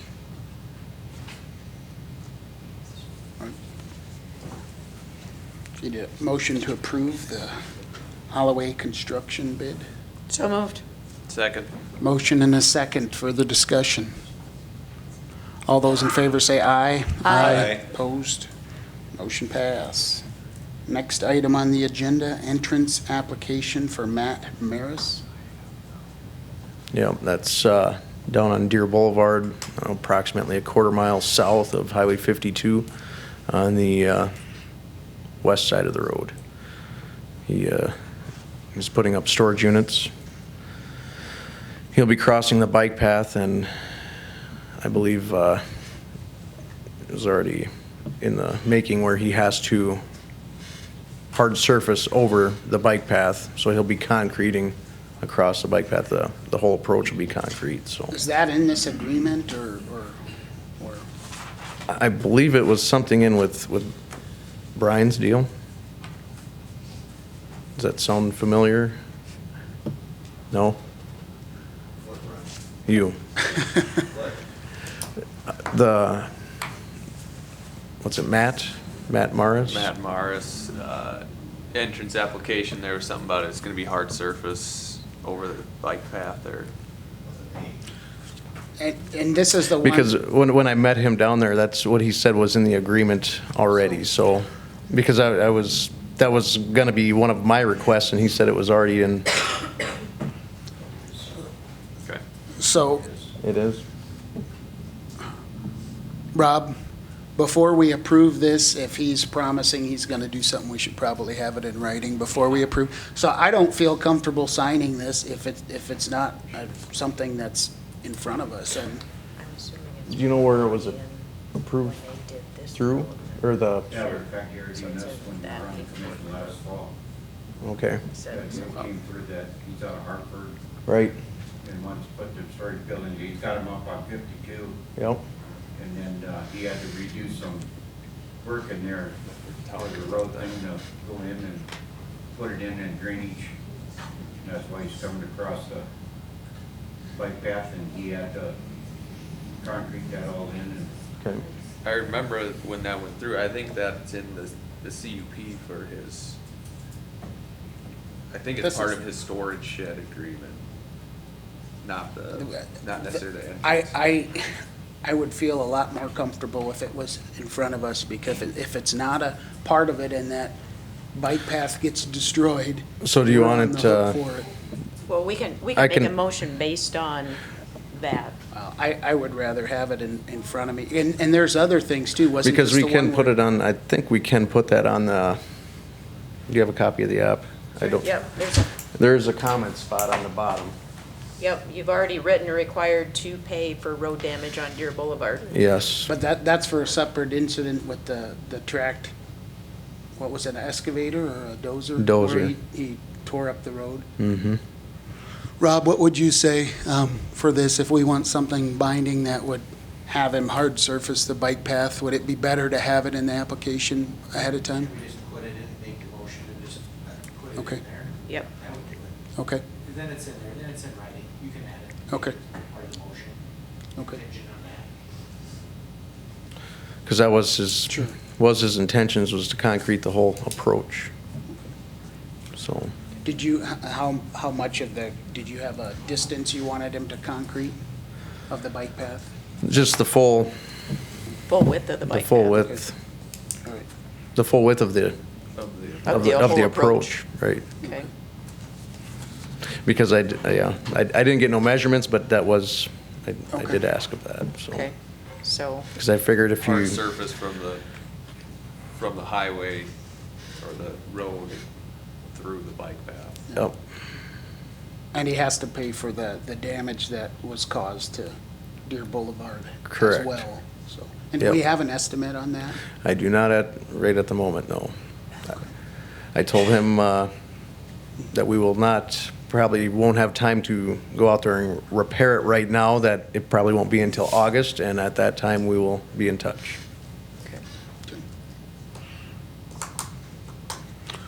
Right. you can go ahead. You go ahead. Sure. I'd move approval of the Maris entrance application with condition that it's hard surface from the road in past the bike path. And he repairs the road damage. That's on here. That's in the document. But Second. I have a motion and a second. Further discussion. Roll call vote, please. Seeley, yes. Los, Yes. Kettering, Yes. Swenson, No. Clemish, Yes. Motion pass. Next item on the agenda, item number 23, 2019 Road Modification Plan. Oh, here we go. I guess I brought this up last meeting. I've got some public input from some people who called me and mentioned that there could be a significant cost savings if the roads we're planning on graveling and grinding, if we just forewent the grinding of the road and just put gravel on top of them. I believe last meeting, Don, you said it's about over $18,000 a mile to grind up the road. One example where we have this in Yankton County is 449th Street, where it has been just gravel laid on top of asphalt that was failing. And I think we should have a discussion about maybe foregoing some of this grinding that we had talked about, because we need every dollar we can get to repair these roads with this flooding. So I guess, Mike, what are your thoughts on that? How's 449th holding up where they've just gravelled it? Well, I think it's holding up as of right now, but the only problem I see within the future, going to be rolling the gravel off into the ditch eventually, Sure. And then the other thing I look at is the more we put off, the farther behind we're getting in the future is my only concerns. And yeah, I see your point on wanting to save. Yeah. Do we have an estimate on how many miles that we're going to gravel and grind? This year? Yes. 12. 12 total. Yeah, 2 weeks, two meetings ago, we passed, Sherry and I brought a request to the board, and we passed that board, which defined how many miles would be ground, how many miles would be chip sealed. And that was based on converting the 5-year plan uses for 2019 funds to this year's road repair. Yeah. Is there any grinding going on right now? Not as of right now, no. We're not ready for it yet. We have gravel to haul on it. 449, there's 1 mile left to haul on. I guess I'd have to agree with Dan, $18,000 a mile to grind it up, and then we're trying to patch other roads. It sounds a little counterproductive, and I get a lot of complaints. I just want to bring this up on 301 by the bridge there, just west of the county line. I drove by that yesterday, and I don't know, it's getting worse. Right, and I believe if we were to put rock in there right now, it's just going to keep sloughing also, so we just kind of trying to let the ground dry up a little bit before we do anything, because, like I said, it's not washing away, it's sloughing straight down. To me, the important question to answer is the grinding and then coming back with the chip seal process, is it a process that nationwide or Midwest-wide proven to be successful? I've asked LTAP that same question. Yes, there are other counties in the state that are doing the process. But is it successful? As far as I know, yes. I haven't heard negativity about it yet, so. Well, I mean, driving on 301, I mean, clearly, granted this year was a tough year, but that road is not in good shape. I mean, even the shoulders are starting to fall apart. I guess I don't have a lot of faith in that process is gonna be a cure-all for everything. And right. We've all discussed how important it is to save the roads that we have. And if we forego these 12 miles, it's about $216,000 we could save. We could put that money into some of our good roads. And I think this kind of leads into your corridor, if you want to merge those discussions, is there's no saving the roads that we're going to gravel and grind. They're gone at this point. So would we be better off putting that $216,000 toward preserving the roads that we have, rather than just grinding up and when we don't have a decent road anyway? I don't think the double chip seal is gonna work, especially for these heavier trucks. We only waited 1 year, didn't we, till you paved it? Okay. When I worked construction up on Interstate 90, when we rebuilt that, we piled gravel this deep all winter long. It laid there, and that compressed the interstate. and that's what you need is compaction. And that stayed there all winter. Then the next spring we came back and then paved it. So just by those cars driving on it that weigh 5,000, 6,000 pounds, or even a semi that weighs, it's not enough. It's not enough in my opinion. I did a lot of road construction. If we were to go down the path of placing gravel over top of asphalt roads that are slated to be ground up, take 449, would you have done that differently, knowing we weren't going to grind it right away? Because my concern too is that gravel going to stay in place on that road Without it being ground up. Eventually it will, when you're getting out on that, because right now you drive down there, you'll see the white line in a lot of places. Once that gravel hits that, from traffic and everything, without blading it all the time, or there's nothing there to hold the marbles, I guess is what I'm trying to say. There's nothing to hold the marbles on the edge right now. Right. Because I think, and I drove 449 a while ago. I don't know, it's probably been a few months, and it was great. It was one of the better roads in the county after Right. we had gravel on it, and I thought the same thing. Why do we need to go through this trouble? But yeah, I think my concern too is does that hold true? What's the longevity of that? How much maintenance, and are we saving anything? If we are, I'd be all for it. Right, same thing about it is I honestly, if we weren't gonna grind it up, and we were going to gravel it, we should have dang near hauled clay or something, put a That's what I'm wondering. lift of clay on it and then gravel. If we knew, would we do that? Put clay down and Right. gravel it, or do something? But if you do clay, then you can't grind it up though, could you?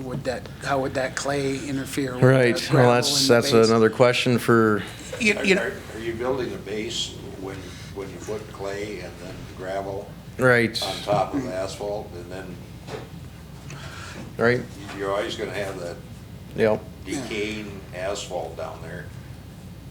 That's, because I know of a road that's had that done to it, and it's coming up. This frost, with this frost that we had this last spring, there's asphalt chunks coming up through all that. I don't have any problem with Dan's suggestion that if we get the corridor roads going and we do something, but I think we absolutely have to get something definitive going and do it and get it on the right roads. Sure. And that's kind of what, my thought was, and we don't have to do this with all 12 miles, but maybe there's 5 miles we could just gravel, and if we gravel it and we got to leave it for 2 years or 3 years before we come grind it, then we can put that money in the road now, and hopefully we could, chip seal it and save it, because, there's getting to be so many cracks on some of these, they're just falling apart. If we put this money into grinding it and we defer maintenance on some other roads right now, by the time we get to them, it might be too far gone. And as well, with all the damage that we received, over the $20 million, a lot of it to our roads, we haven't heard anything yet. It could be, last I heard when I talked to Pierre, it could be 6 months. That's November, December timeframe before we get any money, if we do.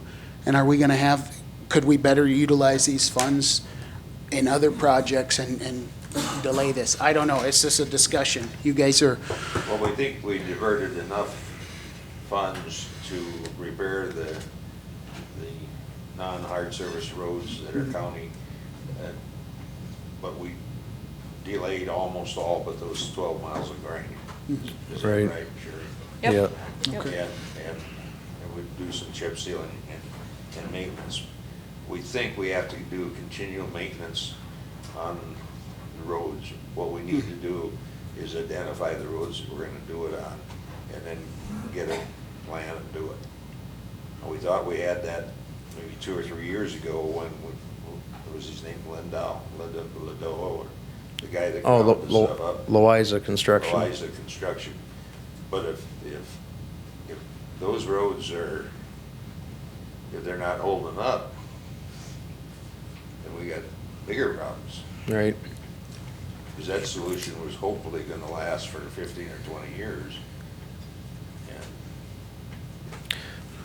Right, and. What's your take on that, 301? I mean, On 301, I guess for me to make a for sure decision on it, we need to let it go for another couple of years to see what really happens, because right now, we're not really giving it a true test. Sure.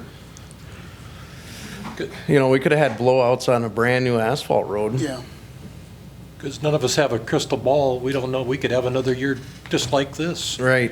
Or And it could be dry as a bone like 2012. in defense of 301, I am impressed. I was, with the way the frost came out of the ground this year, I am very impressed. I was very worried about it when I seen what the gravel roads were doing. I didn't think we were gonna have 301 left, you know, but I was impressed it held together. Okay, can you, And I'm- can you contact Brown County, and what are some of the other counties that have done considerable numbers of miles? And David. And ask them, and then forward their comments to us. Okay, Davison would be one. yeah, I'll talk to Loiza and, No, don't talk to him. well, no, I'm just saying, he could tell me Get the where he's list. been, you know. Get the list. And He'll I- tell you the good ones. Yeah, he's not gonna give you the angry guy. It would be nice to see some of these roads that were done 5, 6 years ago when Right. we're traveling. I would make a detour to see, because, yeah, we hope this is the solution that was promised, but if it's not, Right, and I'm You know, not we saying need to that be it is thinking the of it, solution, yeah. it's just, as of right now, we What we don't. have to address is, that's, what, 30,000 bucks a mile? Asphalt's 210,000 Right. bucks a mile. It'd probably be, the whole process of grinding and chip sealing, you're probably looking close to 50. So 50 versus 250. We gotta have 5 times as much money to do 1 mile. And that's the problem you get into. do you want to go into your road corridors, Don, at Well, this time? or- Dan, what I would suggest on the road corridor, and I'll throw this out, I would suggest that we set up a task force with 2 township board members from the east side of the county and 2 from the west side of the county, and maybe 1 from Yankton and, or the south part here, and then 2 commissioners. And we come up in a fairly quick period of time, suggested corridor roads that will identify the main roads that will highlight maintenance on. The basis would probably start with the 2014 report that was done by SRF. Actually, May 2015 report, they did it during 2014.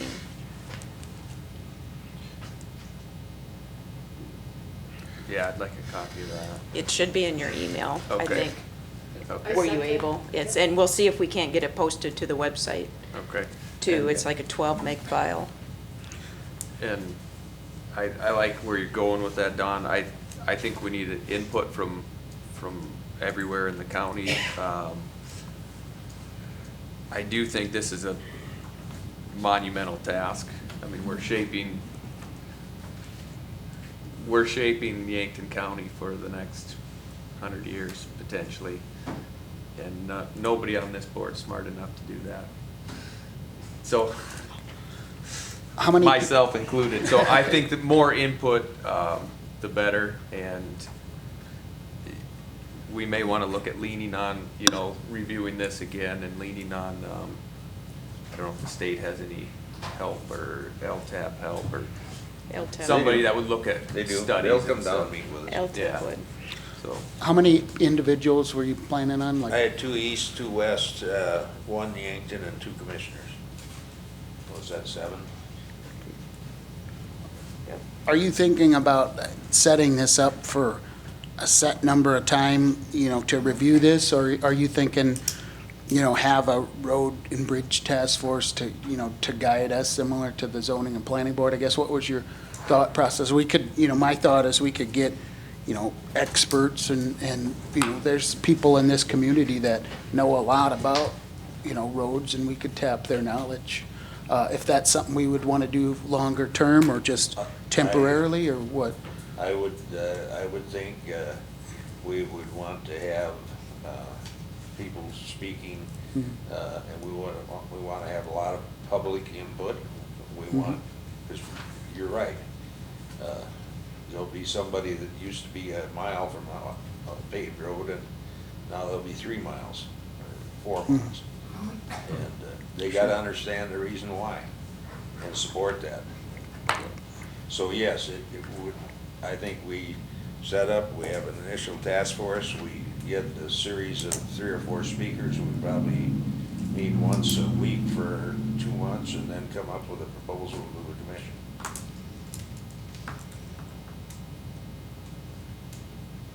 Sherry and I volunteered. Thanks, Don. Since we're on the highway. When you mention someone from the city, do you want a citizen or do you want somebody from the employed by the, like I thought about township board members because I think they know more about roads than anybody else in the township, and so the city person, maybe somebody that's really active in business. It may be somebody that has a strong connection with economic development, But I wasn't sure if you meant just a citizen or if you wanted someone from the actual city department, No, I don't. government or anything. Yeah,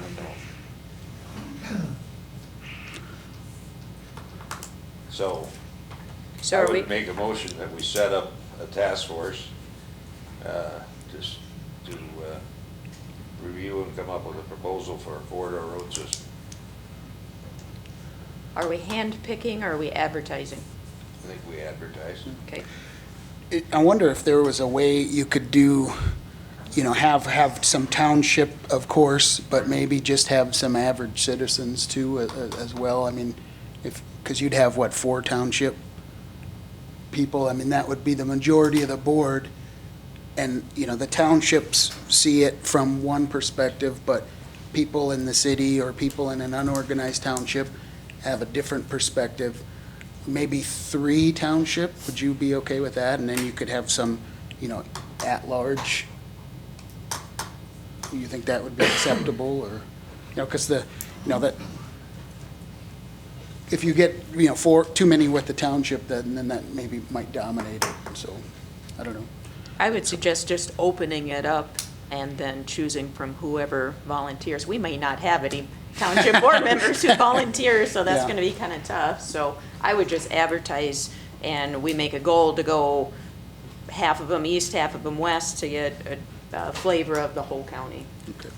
Just got a question. If run across somebody like that, is this a voluntary, or do they get Yes. paid anything? Or? No, voluntary. Okay. Just want to clarify that. So Don, you had a motion, and you What kind was of your changed it. motion? My motion was, not to do 2 township. Okay. Do you want to restate But they your have motion? two people from the west, 2 people from the east, 1 from the town, and 2 commissioners. Okay. And you wanted to open it up to everybody? And Yeah, have it I- open. Yep, Okay. Don said Right, 2 east, just 2 west. two. So he's got a motion. Yeah, I'll second it. Okay. I have a motion and a second. Further discussion. I think this sounds good. It's gonna be a lot of work. Yeah. Put my 2 cents in now is, Yep. look, I think we really need to heavily consider, current condition of roads as well. So maybe a road geographically may not make the most sense. But if it's a road in good condition, I think we need to utilize our assets. Yeah, yep, that would be a balanced and delicate discussion. Yeah. I have a motion and a second. Further discussion? All those in favor say aye. Aye. Opposed? Motion pass. And that was the road corridor one, correct, Don? Did you have anything else on that? Nope. All right. Next item on the agenda, item number 20. Before we move on, we have discussed a 2019 road plan modification, and I feel strongly we need to vote on that change because we voted on the last change that Don and I presented. So if we are not going to grind the roads that we committed to before, we need to vote on it. I guess it was more of a discussion, and to see how people feel about it. I don't know, what are people's, Dan, You know. one of the things that I discussed with Mike and Sherry when we were discussing the budget for 2020 was that we should probably put in a proposal for a road system that will go forward-looking. And by gall, the only way that's going to happen is if somehow the public pays for it. And so that's a tax, an opt-out, or whatever we want to call it, but it's an national program, and we talked about it being on a one-year basis. This is what we're going to do with your money. You see what we did, then in the next year we'll decide whether we do it again. But I think if we come in with our budget requests and say we're going to kind of script and save and not do anything to improve the long-term durability of the roads, we're going to do just exactly what's been done since the 1960s. Push the can down the road. Yeah, I think a lot of the reason we're in the mess we're in is some of the preventative maintenance hasn't been done and chip sealing hasn't been done, and you look at our highway budget compared to our overall budget, and it's potentially lacking, and I know it's tough to come up with dollars, and I think, but to your point, pulling dollars away might not be the answer. We probably need to look at increasing the dollars to it. And I know, you know, it's a combination. We have to save money where we can, and some of these roads, you know, maybe we don't grind them. Look at the 5-year plan again, and we ended up pulling some off. You know, anything that's still safe to travel, but we want to essentially pull the plug on, you know, maybe we can hold off a year or two. Some of those roads, like the one going west out of Utica, that's unsafe to travel in the condition it's in, and so that needs to be ground up, I think, or something has to be done. But I think we need to look at it going forward. You know, and my concern is, you know, the road that we have gravelled and double chip sealed, you know, from me looking at it, I don't know. I know this was a tough year, but it's failing in a lot of spots. The shoulders are crumbling. I don't know. Is this going to be a 20-year solution, or is it going to be something we spend money on and then it lasts 5 years and falls apart? I don't know. And the situation we're in now, where we're so strapped for funding, you know, for these culverts, and you know, we still have roads that are impassable.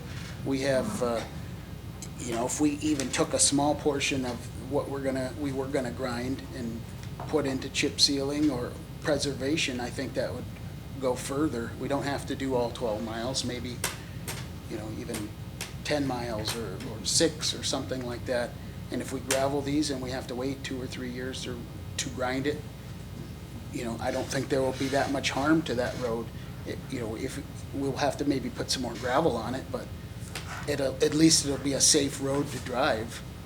I don't know, that's my thought. So I just want to say, we've talking about, you know, raising more money for the problems. We've got so many problems because of the weather. And I think back on my dad back in the 50s when he was farming and we had a drought. He said, Gary, we can't buy any equipment. We can't trade anything.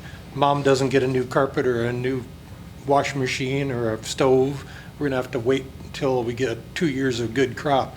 I think we need to cut some of the spending, and we need to freeze purchases on trucks. trim the budget as much as we can. That's the only thing we can do right now, unless you want to just raise the taxes up and make everybody more angry. But we have to do something. And like I'm thinking of my dad, we've got to stop this much spending as we can. Do we need a new gravel truck, or can we get by a couple more years with one? Do we need a new road grader, or can we get by with one for a little longer? That's the only thing I can see right now. We're going to have to tighten up the purse strings. Yep. So I guess my point is, if you're going to choose not to grind the roads, what are we doing with that money? And I think that we need to decide that so that our highway superintendent has a very clear direction going forward, because we are in the process of needing to schedule these guys to come. And if we schedule someone and then we call the day before they're going to show up and say, geez, we changed our mind, that's not how you do business. So we need to make a decision tonight.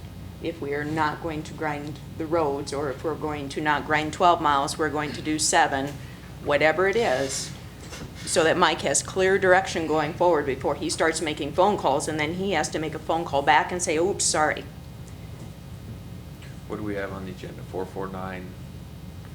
We had 449, 304, which is west out of Utica, 5 miles, and 295th Street, which is 3 miles on the north-west side of the county.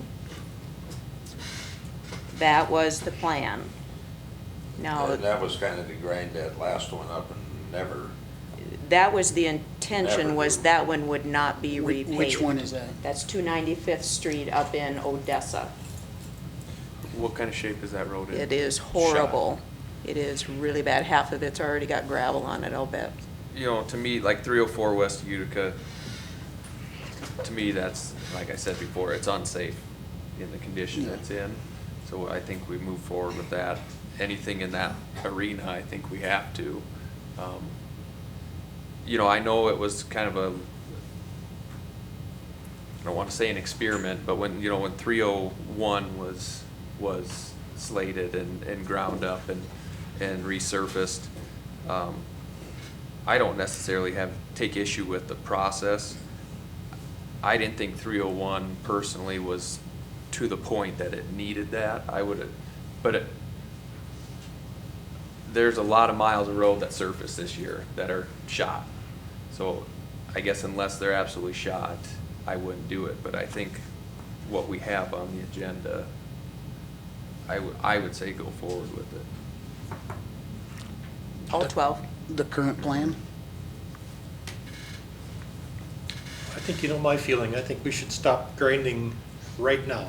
Save our $18,000 a mile and put it towards something else. Now, you can vote however you want to, but we have to stop spending. That's the only thing I can see right now.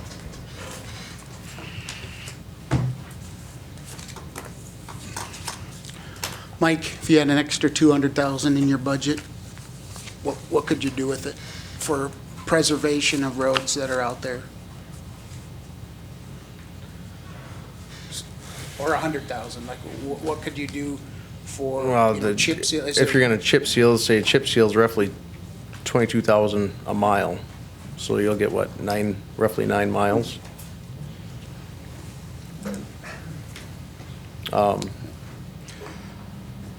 Paving, well, just doing an 1.5 inch mat, you don't only get you just under 2 miles. That doesn't do any good unless you go fix the base. That doesn't include fixing the base, right? Right, that's just the asphalt. Tough decisions. Well, if Don and Sherry, you know more about the roads than anybody except for Mike, and if you're comfortable with your plan, I'm okay with that. I just wanted to have this discussion because I'd been contacted by several people, and people are upset that their road is getting ground up out in the country, and so rightly so. It's tough choices we have to make. What I think we have to recognize as a county population is that lots of them are probably gonna be ground up. The question is, are they returned to asphalt, or are they left as gravel for the future? Because as that asphalt deteriorates, you can only patch so much. Right. Then you gotta restart over, and, you know, again, the numbers Well, are 5 or 6 times more. If it's blowing out, you know, there's a problem down below.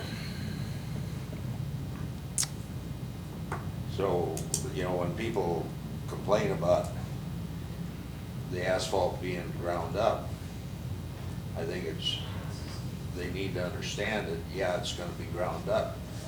The question is whether it's resurfaced even with a chip seal. And, you know, I've got all kinds of questions about that chip seal. I don't know whether that'll last. You know, we've been told it will, but we don't know. Yeah. So what we're suggesting is we grind it up, get a good gravel road out there, which a lot of people have commented that that's a good form of transportation. And that may stay. It may not go to the third phase, which is a double chip seal.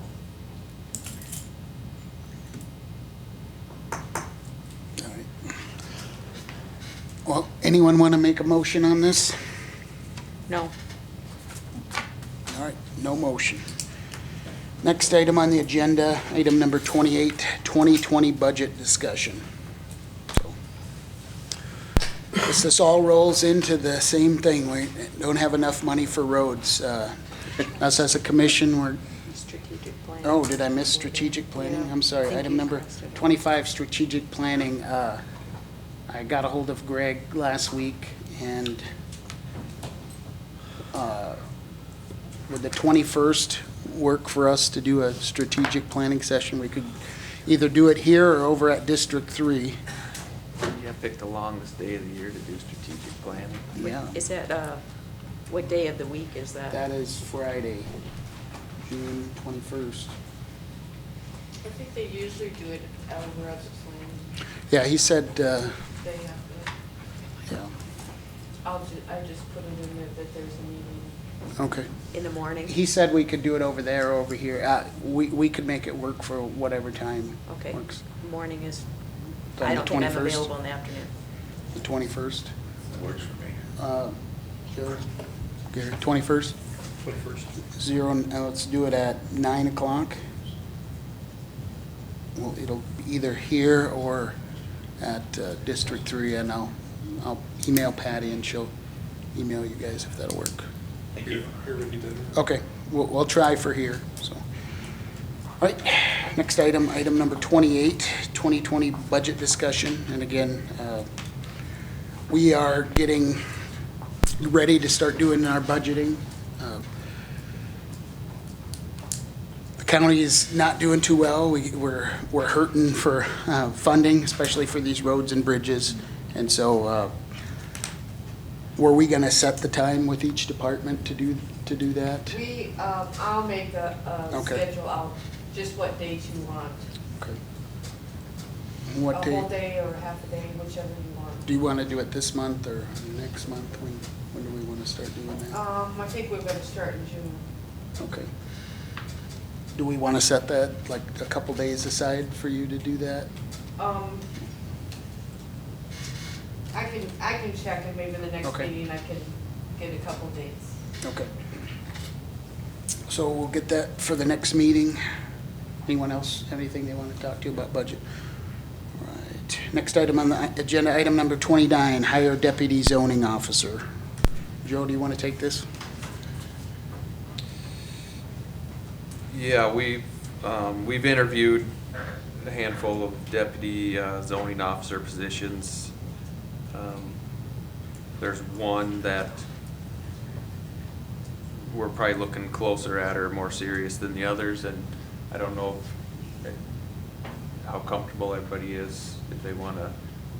Not everybody up here has had a chance to interview him, so if we need to do so and wait, then that's fine, but I think we need to move forward on that office, one way or another.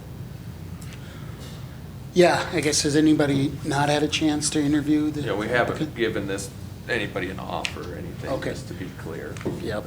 Yeah, we interviewed this individual, and they seem like they would be a good fit for Yankton County. So I guess, how do you guys want to proceed?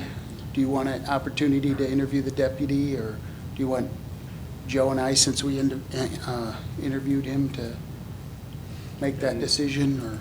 And then Joe provided me his phone number and suggested I call him after 5, and I'll give him a call this week and talk to him. Okay. But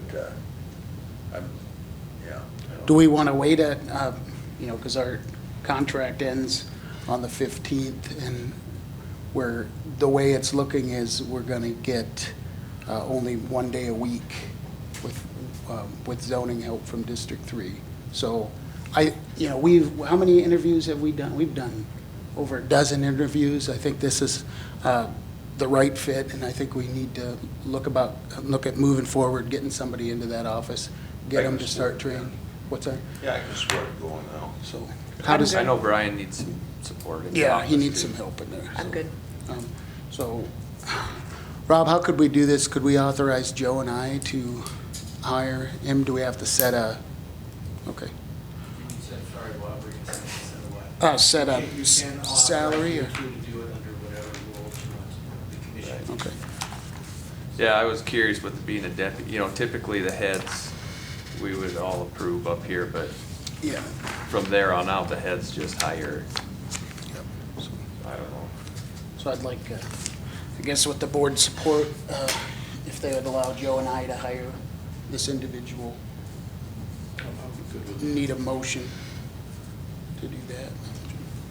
I move we authorize Dan and Joe to entertain an employment opportunity for the deputy planning and zoning officer. Second. Motion and a second. Further discussion? Roll call vote, please. Kettering, Yes. Los, Yes. Swenson, Yes. Ely, Yes. Plummer. Yes, motion passed. Next item on the agenda, item number 30, a discussion on minimum and no maintenance roads. I had asked this to be put on. I actually have a road out by my farm that is just in terrible shape. And I want to know what's the procedure that we could do to put some of these roads into like a minimum maintenance status.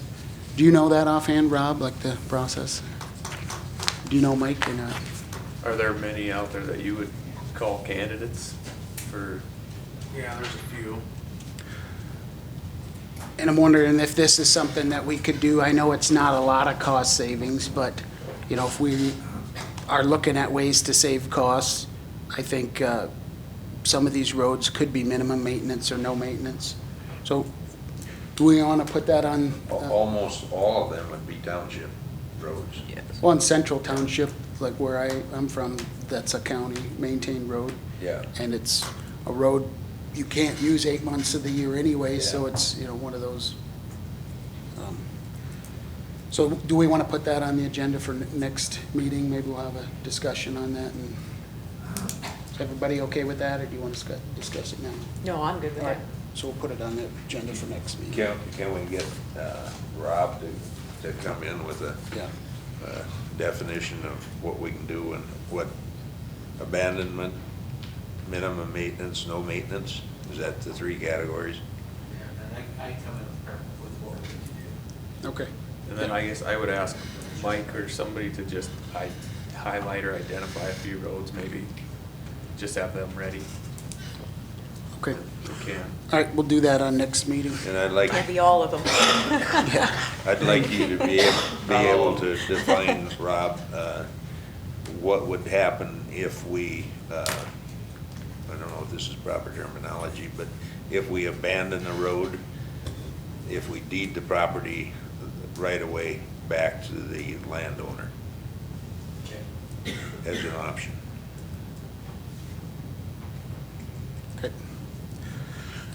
Everybody okay with that? Next meeting, we'll have that discussion. Yes. Next item on the agenda, 31, HR discussion. Don? Well, we keep, we keep having it on the agenda, and let's keep it, let's move on into the discussion at budgeting time. Duly Okay. noted. Is that, you didn't want to take, okay. Just got so it. you know, I did make another phone call to that alternative HRD. They are doing work with Clay. I did try to call Carrie Crum over there. She's on vacation this week, so I didn't get a chance to talk to her. So he did shoot me some pricing and stuff, but we can discuss it then. Okay. Next item on the agenda, 32, drainage complaint. Sherry? Yes. We received a complaint. Actually, Brian received the formal complaint, and we did talk about it at the last Drainage Commission meeting. It is from Chris Barkle. He owns property out just south of Highway 52, and he filed a complaint against Randy Golden. During the flooding event, Randy had bermed up along his property, so Chris's property cannot drain where it has in the past. So he did file a formal complaint. The Drainage Commission did hear the complaint, but according to our drainage ordinance, the Board of Resolution has to hear the complaint. So, and actually right now we should probably be in the Board of Resolution, or at least the Drainage Board as the Board of Resolution to hear this, so. Can we do that since wouldn't that have to be advertised as a hearing? It's not, no, we're getting ahead. It's not a hearing. This, and why don't we go into the Drainage Board and then I'll read this, because this is not a hearing. Make a motion to move into drainage Well, board. hold on, is that the right way to do that, Rob, or? Okay. It's brought up and it's noted. Okay, all right, go ahead. Yeah, you made a motion is to go into drainage? Into drainage board. Is there a second? No? Board of Resolution. Okay. Okay. Different than the drainage board. Board, Yep, drainage so- board, board of resolution. Yeah, Thank you. different animals. Yeah, Okay. it's You interesting. want to rephrase your motion? Make a motion to go into the board of resolution. Second. I have a motion and a second. Further discussion? All those in favor say aye. Aye. Opposed? We're now in Board of Okay, Resolution. so section 5.02 is filing a complaint, and I'm only going to read a few sentences out of this. Any aggrieved landowner may file a drainage complaint by setting forth the facts of the drainage dispute in writing and submitting it to the Yankton County Planning and Zoning Office. Mr. Barkle has done that. And then down here, a little bit later, the Board of Resolution may require that a drainage complaint include expert reports, professional engineering surveys, et cetera, but upon acceptance of jurisdiction of a drainage complaint by the Board of Resolution, the drainage administrator shall serve the respondent with a notice and a copy of the drainage complaint by certified mail, return receipt requested. So I read that as, we have to accept jurisdiction here. And then we hold a public hearing. So later, section 5.03, hearing on complaint. Upon receiving the return receipt or notification that the certified mail was refused by the respondent, the drainage administrator shall schedule a hearing. So if we accept jurisdiction tonight, our temporary zoning administrator will send a certified letter to probably both Mr. Barkle and Mr. Golden, letting them know we want to hold a public hearing on this complaint. And that has to be 7 days prior to the public hearing. So I would envision this as at our next county commission meeting. We would have to go into Board of Resolution again and actually hear the complaint itself. So at this point, we need to decide if we want to accept jurisdiction here, and I assume if we don't, their option is always to go to court. But that would be the next step, would be the circuit court. Well, my question, I guess, is it our jurisdiction, or is this a state, does the state have jurisdiction here? Now, this isn't a tile project that Yankton County approved, this is not a. Nope. Nope, this. I mean, prior to us having a drainage commission and drainage board, the state has laws and statutes that we still have to follow today. So I Okay, so I'm What gonna do you read, say? I'm gonna back up and read one more paragraph right at the beginning. Jurisdiction on drainage disputes. Any landowner may take a drainage dispute directly to circuit court. Whereas the Board of Resolution is composed of the same officials as the Drainage Board in accordance with South Dakota law, and it listed, the Board of Resolution has jurisdiction to address drainage disputes in the unincorporated area of Yankton County under the following circumstances. 1, the drainage or impediment to drainage was performed prior to September 10th, 1991. 2, new information or evidence exists which was not available for consideration by the Drainage Board when the permit for the specified drainage project was issued. So to Joe's point, that's why we're hearing this, is do we want that authority or take that on? Now, our esteemed acting zoning administrator, I'm sure, has some advice for us maybe. Well, it basically comes down to this. Even counties that don't have a drainage ordinance, it always falls upon the commission to be the drainage board. And once that, then it kicks in that they're the Board of Resolution. And most of the times, if a drainage complaint comes into them, they'll say, nope. They wash their hands of it, and they're off to court. But with you, with a functioning system of a double level drainage commission, drainage board, Board of Resolution, I don't know what you've done in the past, of course, because I haven't followed it. But you have the opportunity to handle it locally before taking it to court. And that's your choice, and that's what that's calling for, is you, if you want to accept jurisdiction on this issue and handle it locally through basically a hearing between two parties, which basically would be almost an administrative law type hearing, or you take and you decide what needs to go on there. That's up to you, if you want to accept that responsibility. So you could wash your hands of it and say, take it to court, we're done. Or you could jump in and see if you can handle it locally. And the complainant has every right to go to court, even no matter what we say. I suppose both of them do. They do if they want to take it to that level. Yep. And most people Hopefully don't. hopefully like to use an administrative remedy, here before you jump in for that foray at the or court level, jurisdictional level. Brian, were there any damages claimed? Well, both parties are here, so planting and ability to plant, I think, was alluded to on one end. We had a farm field to the west. The transfer of agricultural chemicals and things into the other property has been alluded to as well. As I said, both parties are here and more than willing to address probably that question too. So if damages are assessed, we would not have any authority to assess damages? No, I would don't not read say. that anywhere in here where we have that authority. Basically, at this point, as Sherry introduced, we have an individual who there is indicated, we would believe at this point, without deep research, that the water down there drains west to east and north to south.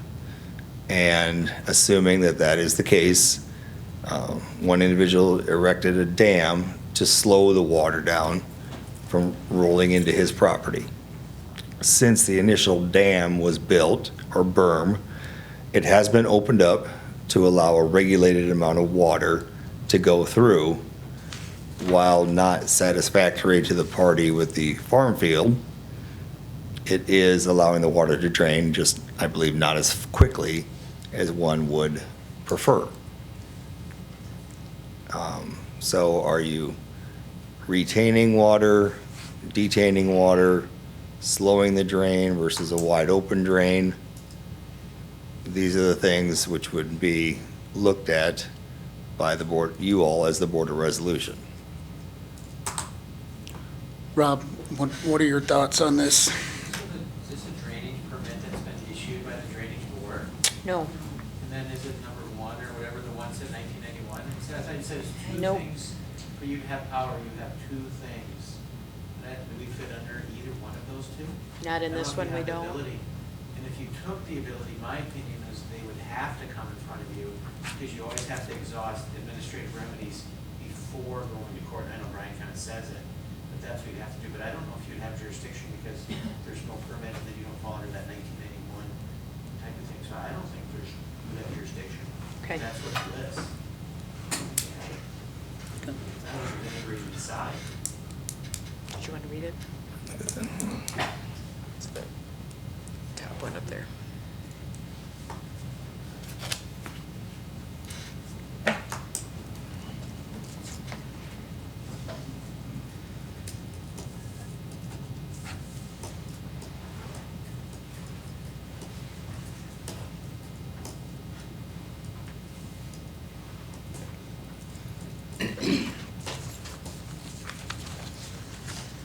We have no authority to assess damages, and we have no authority to force enforcement.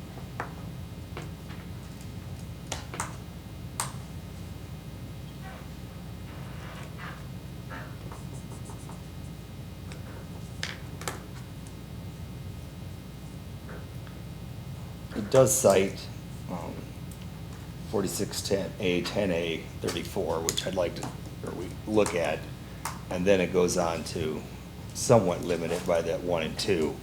I'd like to see what that would say first before saying we're completely out. The city goes in the share is telling you what the jurisdiction is. And that's what I was wondering, do we have jurisdiction? Right, and I read those too, but before that, it goes on to read that we're under that, we have 34. jurisdiction. Do we want to do some further research on this and bring it back at the next meeting? I would recommend Because, that we do. yeah. All right. Well, what's the rest of the board think if, I mean, I think this is something we have to get some proper research on to see even if we have the authority to do anything, so. That's probably prudent, I think. I know we've had neighbors with backwater on us and it's frustrating and you want it solved immediately, but that doesn't mean that we All right. need to. So I'd entertain a motion. Mr. Chairman, may I address the board considering the drainage ordinance? Yep, come on up. I'll give you 3 minutes if that'll work. State your name for the record, sir. My name is Chris Barkle. I'm the complainant. According to the Yankton County Drainage Ordinance, this isn't a question whether you have jurisdiction. This is a question whether there's a violation of the Drainage Ordinance. If you go to Section 2, under Article 2, definitions, drain is any means of draining either surface or subsurface water through a system of ditches, pipes, tiles, natural, man-made, or natural with man-made improvements.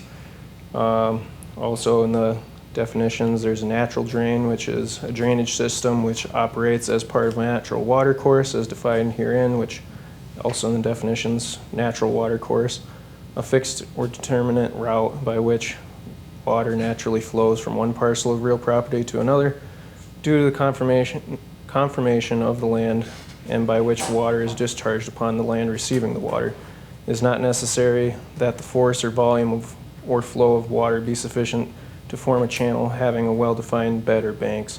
So basically any type of drainage. Later on in the drainage ordinance, under section 3, permits required. Number 2, any draining, filling, diverting in whole or part of pond or wetland, lake, or filling of a drain, which this I would assume constitutes a drain since it flows through natural waterway. And then also under number 4, modification of any permitted or vested drainage, which vested drainage by definition refers back to South Dakota law, 46A, 10A, 70, which basically says the same thing as the drainage ordinance, any natural drain. So this is not so much a complaint by me, but pointing out a violation of the drainage ordinance where he did not receive a permit. And there was no hearing on a permit. I didn't have the opportunity to discuss this. He just went and did it. And as Brian said, that he made an attempt to open the drainage, which wasn't to my satisfaction. I have photographic evidence that he didn't open the drain at all, but that's a different discussion. Thank you. We have asked questions. Well, I don't know, I mean, I guess I don't feel comfortable moving forward on this. I think we should let Rob do his research and see where we sit on this, and we can bring it up at the next meeting. I think that would be best unless there's, Rob? I think that sounds okay. The only thing is if the consensus would be, even if you had jurisdiction, are you interested in continuing? Does that make sense? Yep. So if you're not, then we would let them go ahead and go and then seek remedy in the judicial, you know what I mean, in the court Yep. system. Yep. But if you're considering it, then let's maybe look at it 2 weeks. Does that make sense? Yes. Just one last comment on it is basically it's a question of whether you're going to follow your own drainage ordinance and enforce it. So. Thank you. Well, what's the board's thought? Do we want to revisit this in 2 weeks? And get more information, or is this something that, I'd probably like to take a little time to go through that ordinance again and see if it's just simply a ordinance enforcement where we don't need the board resolution. So, may I have 2 minutes? you can, I'll give you 3. Come on up, sir. State your name for the record. And I'll I'm give you Randy 3 minutes. Golden. What's your name? Randy Golden. So, yes, I did dam it up when we had the cyclonic bomb came through, and we pumped, pumped 20 million gallons of water off our property to be able to get into it. We had over 40 inches in the building. And at that point, you know, I had a discussion with Chris, and I've said, and I've spoke with Sherry, and we've had lengthy conversations. This is more of a detailed, this isn't just about blocking up somebody and letting the water go through. And by the way, I did open it up on May 15th. I texted to him and I told him, I have opened it up for you because we were expecting a 3-inch rainstorm. Yes, it's not a 20 to 30 foot opening like it was that was coming in and blasting and eroding the complete property away. We have a stormwater discharge permit in place with the South Dakota for doing additional dirt work. We're getting so much push through there that it's eroding valleys into it. Not only that, it's bringing a tremendous amount of nitrates that are coming in there. So when we did get the algae buildup from the highway, within 6 hours, that whole entire freshwater aquifer pond looked like a septic tank. I have all the pictures and stuff with me, but we'll wait for your jurisdiction to go through it. I'm willing to work with anybody and anything because this ties into way more than just Chris and I on the west side. This turns into me taking over 52 million gallons a year from the Spring Valley RV park and the highway water and everything. I put in all of that to bring into my property when it was a trickle. But then after it got lengthy, it got changed around, and now we're at 75 to 150 gallons a minute coming to this property continuously. My water level is going up, and I'm starting to get very nervous with the Gavins Point Dam. I'm about a foot away from my parking lot again. So I opened it up. I put him an 18-inch trough in there, and I texted to him. He acknowledged it. He said, well, it's not adequate. Well, of course, I'm not going to go back in there. I said, also, I lost my whole entire bulldozer during the flood that I'm getting salvaged out. And I said, I don't have a piece of equipment at the moment to go and open it all the way back up. But furthermore, this comes in the Clean Water Act. This is not a borrow pit. This is the aquifer. And we are dropping nitrates and all pesticides and chemicals directly into this. So he's got a water. Where am I violating it if his water, well, cannot come in at 100 miles an hour? But what is silt fencing on construction projects? You must have silt fence to slow the water down so you're not eroding and putting silt and contaminations into the aquifer. So I'm just trying to slow it down a little bit and control it. Thank you. So. Thank you, sir.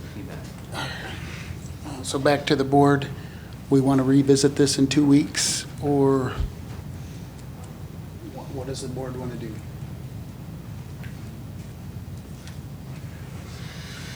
It sounds like it's going to be complicated. So.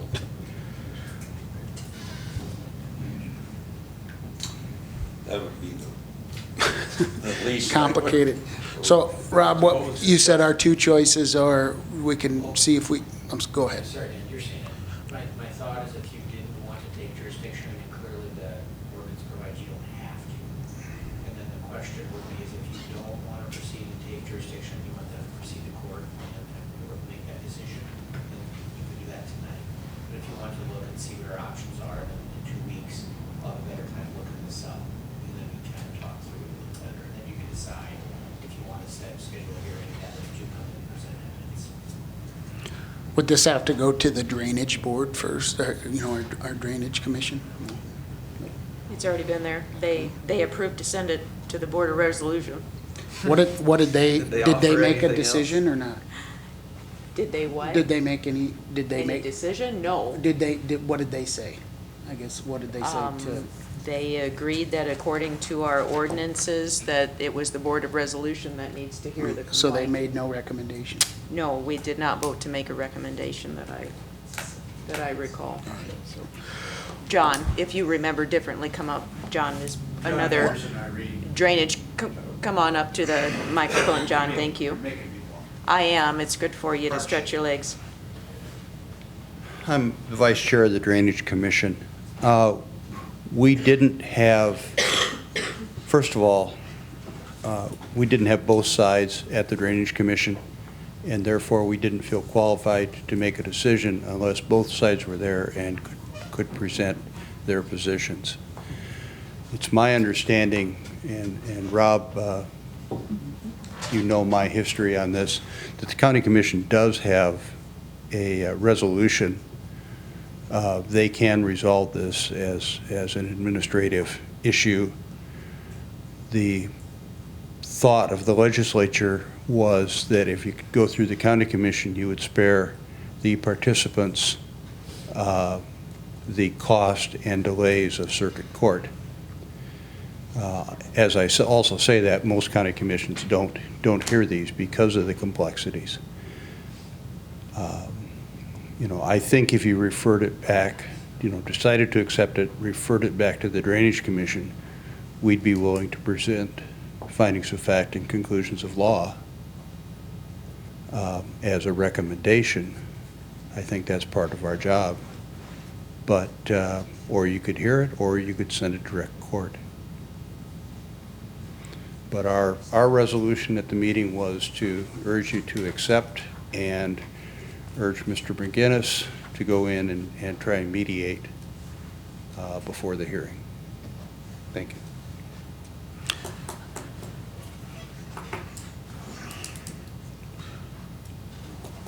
Rob, is that an option to send it to the Drainage Commission or not? Yeah.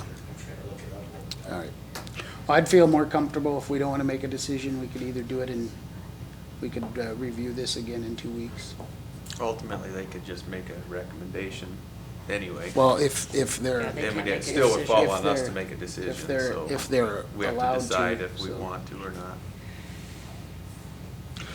Well, I guess I struggle with that because our ordinance says the Board of Resolution is to hold the hearing and to make the decision on a affirmative vote of 3/4 of the full membership. So I guess for me, if we're going to accept jurisdiction, it's on us to do our own homework. And certainly open to taking all kinds of advice from our Drainage Commission, but it is up, we can't kick the can. We either take it or we don't, and I think we should take it. But one thing too, and I can go back to the ordinance and look and see if there's an administrative remedy within the ordinance itself. Oracle was referring, and we spoke, but this really doesn't tie, most of the ordinance is tied to, drain tiling and things like that. When you get in a separate complaint that I had no action in, that's what usually is elevated to something like this. So I will double check and do that, and you all decide how you want to have it. I can certainly provide you with the information to do your job at this level. So with that said, I think the path forward is in 2 weeks, Rob will have, and he's looking like that's not something Sherry should have said. No. I'm still fighting with jurisdiction. Okay. I'm still kind of down. I don't Okay. agree reading what I did too. I'm still fighting whether we have jurisdiction. I know, Okay. let's come back in 2 weeks and we'll address it. With, and then yep, we'll feel more comfortable. with that answer, so in 2 weeks, Attorney Clemish is gonna say you do or don't have jurisdiction. And at that meeting, I think we need to vote to say we're going to take the jurisdiction or not, if we do have the ability to do it. And then we're looking at the first meeting in July to actually hold a hearing if we get that far. And sure, I think you could hold a special meeting and have because that might take more time than effort. Yep. If you're calling witnesses or evidence. And I do Good feel point. you are the group that has to hear it. Yes. You can't go back down, it's you. So I do Yep. agree with that. I'm still fighting in jurisdiction. Okay, so in 2 weeks, we'll have that answer. So if that seems reasonable to everyone? No? No, is no way you can expedite your decision? There's gonna be a lot of water turning in 2 weeks. My answer is we don't have it. You don't have it? I don't think we have it. You read that and Sherry reads it, and I don't read it as you have jurisdiction. I don't. The drainage or impediment to drainage was performed prior to September 10th, 1991. No information or evidence exists which was not available for consideration by the drainage board when the permit for the specific drainage project was issued. Neither one of those things are. If you read the top paragraph, it references is comprised of the same officials as the drainage boards in accordance with SDCL 46A10A34. That statute does make comment that you can kind of accept other things, but it doesn't say that's where your authority is coming from. It says under the following circumstances and list 2 of them. It doesn't list you have more powers than the 2. Your ordinance is more limiting than the statute is. Or, so South Dakota Codified Law does allow you more powers, but your own drainage ordinance restricts you to 2 things. I'd like A to. permit or an 891. I'd like to ask the Barkles one question. Go ahead. Do you want him to come up? Chris, could you come up? Simple question, Chris. What are you gonna plant there, if you can plant? And, I would guess it's too late to plant corn. I'm trying to find out if this 2 weeks makes a difference. There's currently corn planted there, so any rain could be detrimental You to the have crop. corn planted? Yes. That's all I need to know. Thanks. I just want to make a comment. When I see these 2 guys here, my thoughts go back, some of you don't remember, but there was 2 guys up by Minnow that had a drainage problem, and it got drug out, and the one came over and shot the other guy, and the other guy went to prison for life. That's why I'm asking you guys to expedite this and get it moving. July is a long ways off. A lot of water is going to go past there.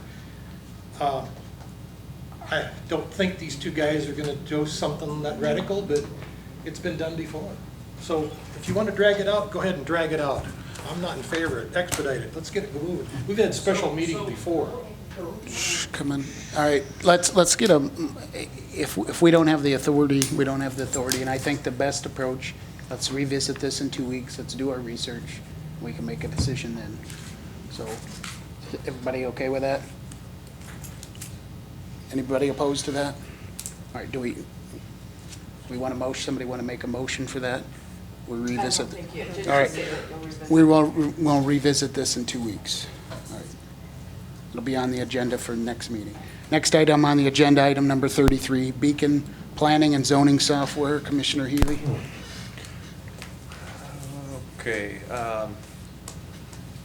Commissioner Loest and myself met with Matt Archer and Lori Mackey, actually kind of brought this to our attention, but Schneider, who hosts our Beacon software that the county currently uses, they have an add-on, call it, which would help in our permitting process.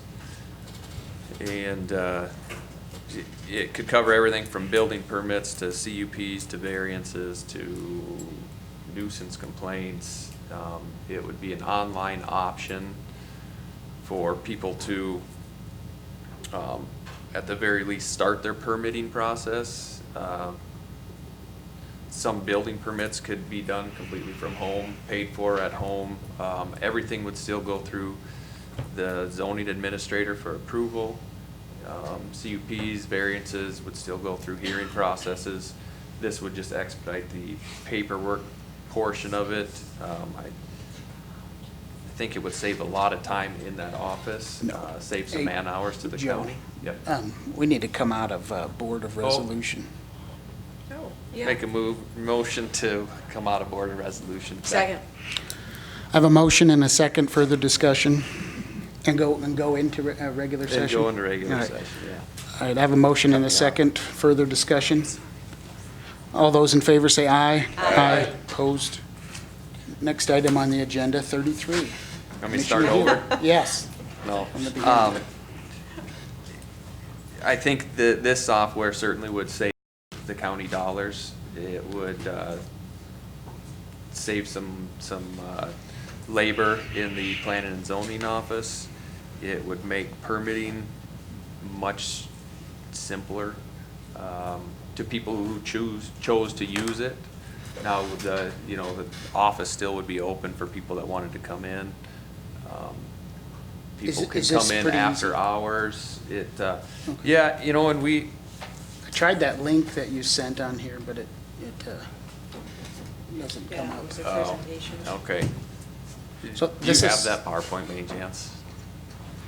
Yeah, he's the man. So, yeah, go ahead. So essentially, we currently have Beacon, which is, anybody can go out to it, pull up a plat, the taxes that are owed and all of that. So it's the same company. You would go to that website and there'd be a little thing there that says permit. And the next page would be a list of permits for whatever you're wanting to do. And like Joe said, if you're gonna put up a house, you're gonna get a building permit, you're probably gonna get a driveway access permit, you need a 9/11 address application, and all of that could be done sitting in your chair at home. You can pay for it through there because it would tie into our current payment system, similar to getting your driver's or your license plates at Hy-Vee, essentially. And we can add all the permits we want to at our leisure once we learn how to do the system. We can add different things that are from different departments as well. One thing that we don't really have right now is if someone says, does Joe Blow have a CUP for whatever? And I say, well, I don't know. I don't have a way to search that unless I know exactly when that CUP was awarded, the year it was awarded, then I can go look through the files for that. So I think, one, it significantly reduces errors because right now you get a sheet of paper in and we enter this into our computer system for certain things. Now the assessor wants to make sure that the home was constructed and when do I go out and put a value on that home. And so that all that system can tie together so the assessor's office doesn't have to re-enter information that could have been entered by the applicant. So if I'm the applicant, I want to build a home, I'm entering everything in, and no county employee has to enter that data in. So we can set up who has access to the permitting. The nice thing is everything is time-stamped. So if I said I sent a permit in, and everybody here's like, we never received the permit, everything is time-stamped for who submitted it, who reviewed it, who approved it, and things like that. So I'm going to stop because Joe's ready to go. And just to tee off that, some of the permits are going to require back and forth between the administrator and the applicant, call it. That's all via email. And you can, the applicant can upload photos, drawings, anything regarding their project, upload that to the site. Electronic file will be created that zoning administrator can review. They can also add to that file, send it back. Electronic signatures on many things would be acceptable, and so.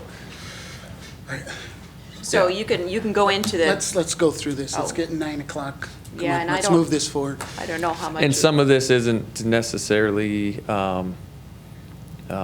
applicable or have a lot to say, but there's several counties that are using it, and it sounds like they have quite a bit of success in doing so and are happy with it.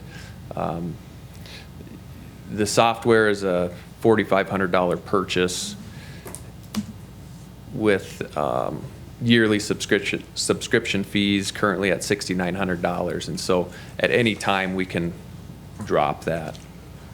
So it's a $4,500 purchase and then $6,900 annually. Annually, correct. And And so then- that you're is not. that an initial purchase There- that first year and then Yep. out every year after that? Okay. There is a setup fee as well the first year. Right.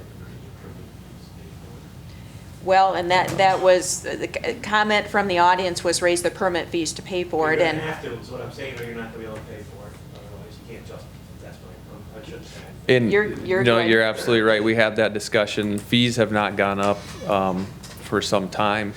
The other thing, though, is I think it truly will save in, there's currently 3 positions budgeted in that office, and we would not fill 3 positions with this software. You have to change your ordinances to allow this to be used. That's the other thought I had right off the top Nope. of my head now. I know I'm out of order. No, you're good. You're fine. Yeah, and this is just a real brief overview. I was hoping there was more. Can somebody? Here we go. Automated workflow management, automated email notifications. So a lot of these things, the biggest thing is, I think there's one that has drop downs on here. Yeah. So this is the current Beacon website. This is for Marion County, Iowa, but this is similar to what ours looks like. There would be a tab on the top that just says apply for permits. And you can also do it from the map view. You choose the blue highlighted lines down below would be what permits are available to apply for online. You simply click on it. It would bring you to a form. You can see at the top there's a permit number assigned already. I know in the past we've had duplicate permit numbers assigned that have caused errors and issues. Some of the other advantages, this can tie into our districting layer on our Beacon map. So hot topic now is accessory buildings. If I'm in an R3 and I'm applying, it will pull in based off my location. It'll recognize I'm in R3 and that I can have an 800 square foot accessory structure. So some of the information gets pulled in. There's drop down menus. A lot of them are yes or no questions, and you can interface with your GIS software. You can draw right on that map. You could say, okay, here's where my building's going to be. Here's my setbacks. I meet everything, and that's what you can send in with your application. So emails, as soon as you hit submit, an email's generated and goes to the zoning administrator. You get a copy of that saying that it was sent. Again, it's time stamped, so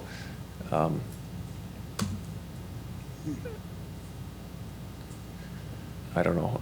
Looks pretty interesting. Yeah, I mean, a big thing is managing our permits. Like Sherry said, right now, if you want to know what so-and-so's permit looked like from, 2005, you have to know the date in 2005, and then you go to that file cabinet and you go through however many permits were there, and if the date's wrong, you just keep searching. This would be one method, and we've talked about going digital, at least with the scanning and making digital copies. Everything from here forward would essentially be digital. Does Beacon, can they come give us a presentation? Who's Yeah, there they implementing? were not available to make it at this meeting, but we wanted to get this in front of everybody. Could we schedule that for next meeting? Are they available? Yeah, they said that they would be available to come, but Okay. we have a contract with here too. Were you guys looking? I think Matt has some things to say too, how to And tie in with the Director the- of Equalization Office and Yep. save some head count in that office as well. Matt Archer, Deputy Director of Equalization. How this all came about was we were up at a conference and I was talking to a few of the vendors about some of the issues we're having with staffing and do they have any solutions that can help with Yankton County. I've worked with Beacon for close to 14 years now. When we added Beacon to Yankton, 8 years ago, there was a lot of pushback thinking it was, but now people, it basically has saved us having another employee in our office by having Beacon. One other thing this thing does, this building burns down tomorrow, you got nothing. You got no permits.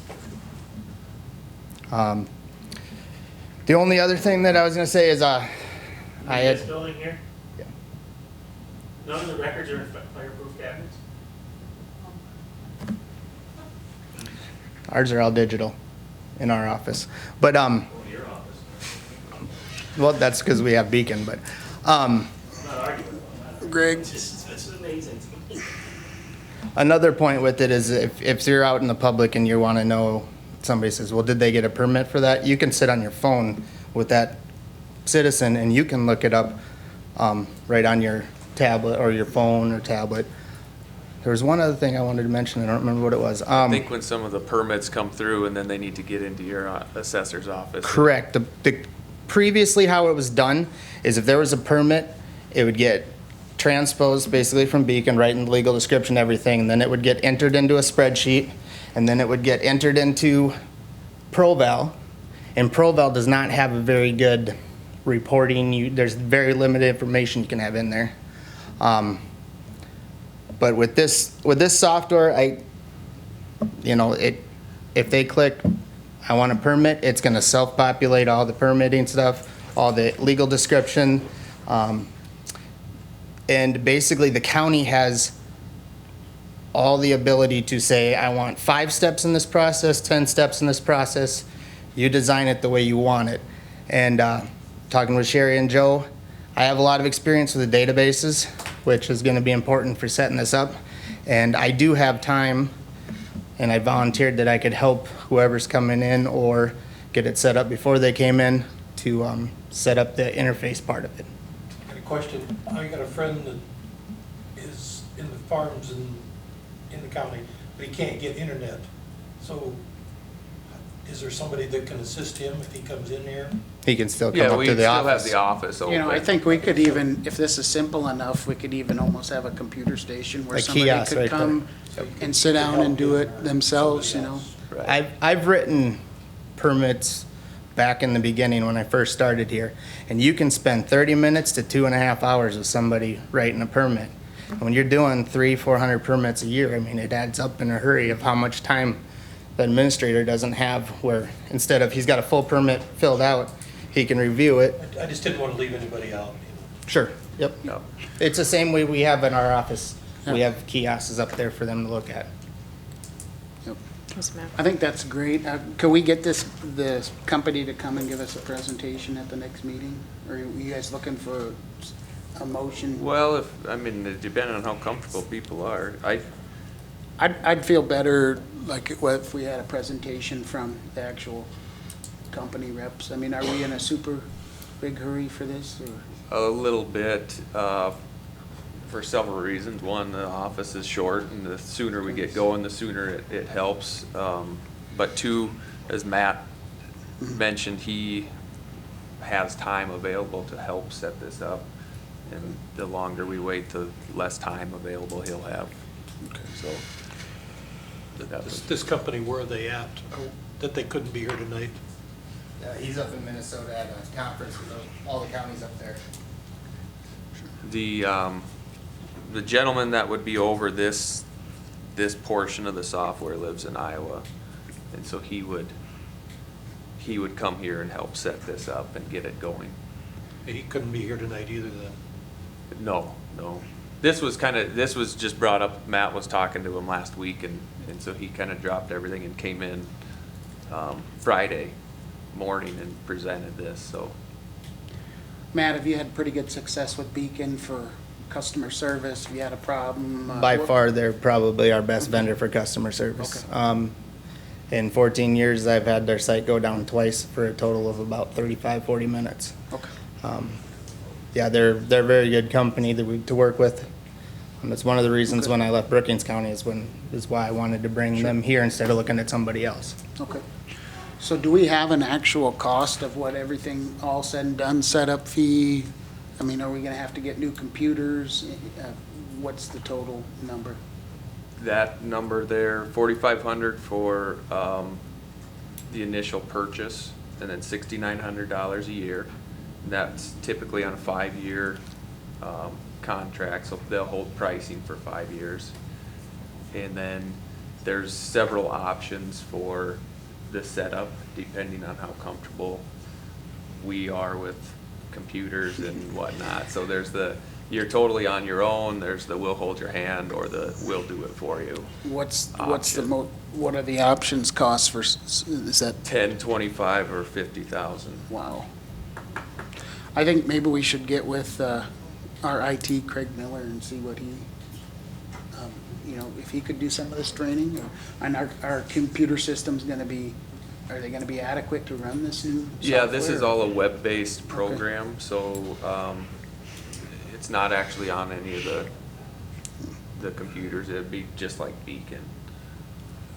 They do all the saving of the data off-site. In the cloud? I'll say I was very skeptical going into this, but I was very impressed with the capabilities, and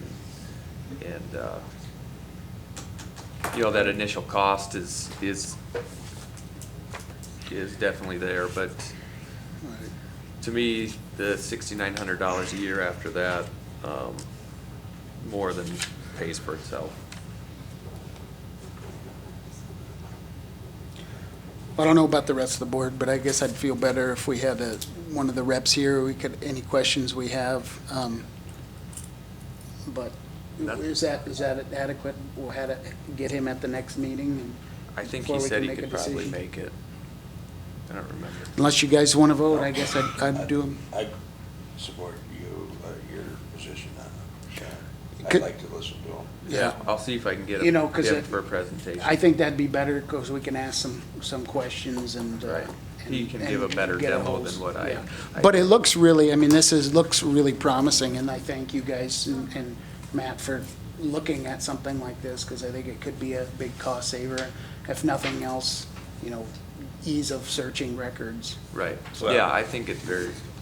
One of the things to demonstrate to the community that it is a good thing is if we compared this cost of this system versus one less planning and zoning person with benefits and everything. Salary benefits, and so that.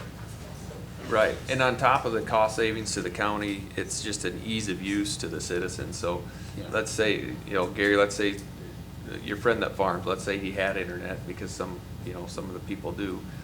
instead of coming to town 3 different times for a permit, they could do it all from home and then come in and pick up the final paperwork essentially, or, Would this work with the drainage too, or not? yes. Okay.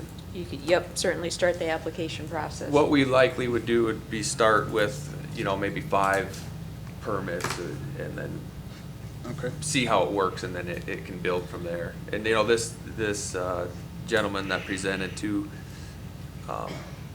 contractors really like it, because they don't have to come into the office between 9 and 5 to get their permits. They can get it all done from home.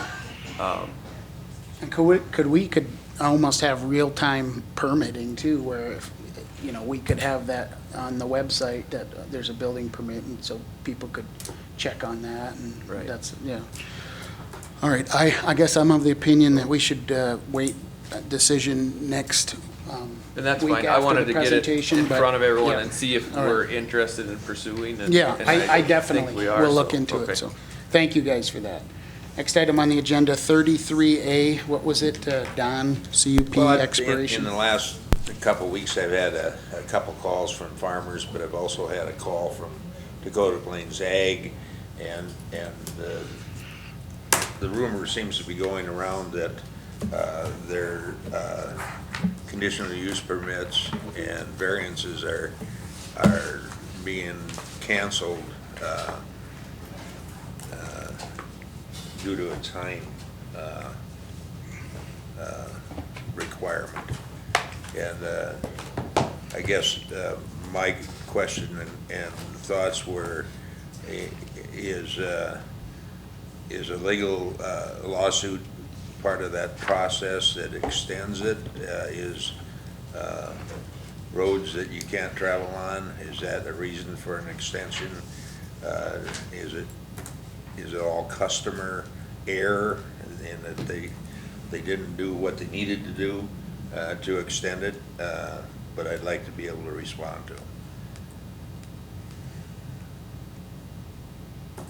Brian?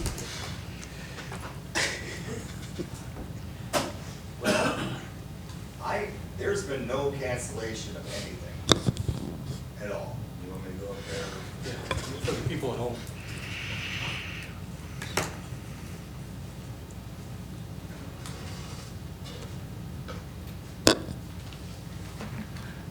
Don, there's been no cancellation of any permits at all.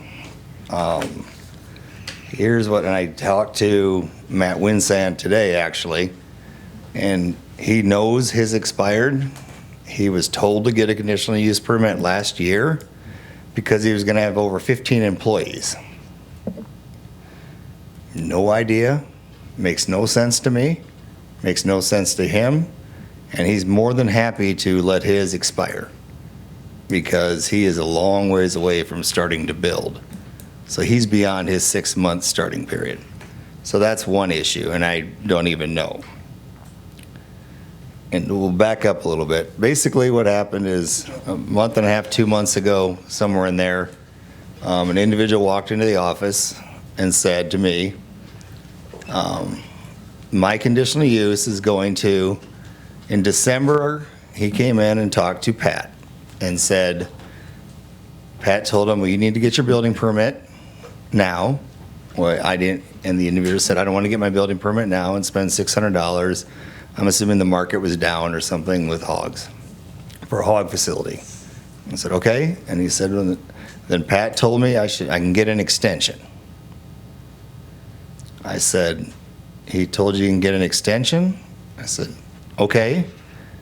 Well, here's my experience with extensions. I did it once in my career in Hanson County. We ended up in court and lost because it wasn't allowed in the ordinance to grant extensions.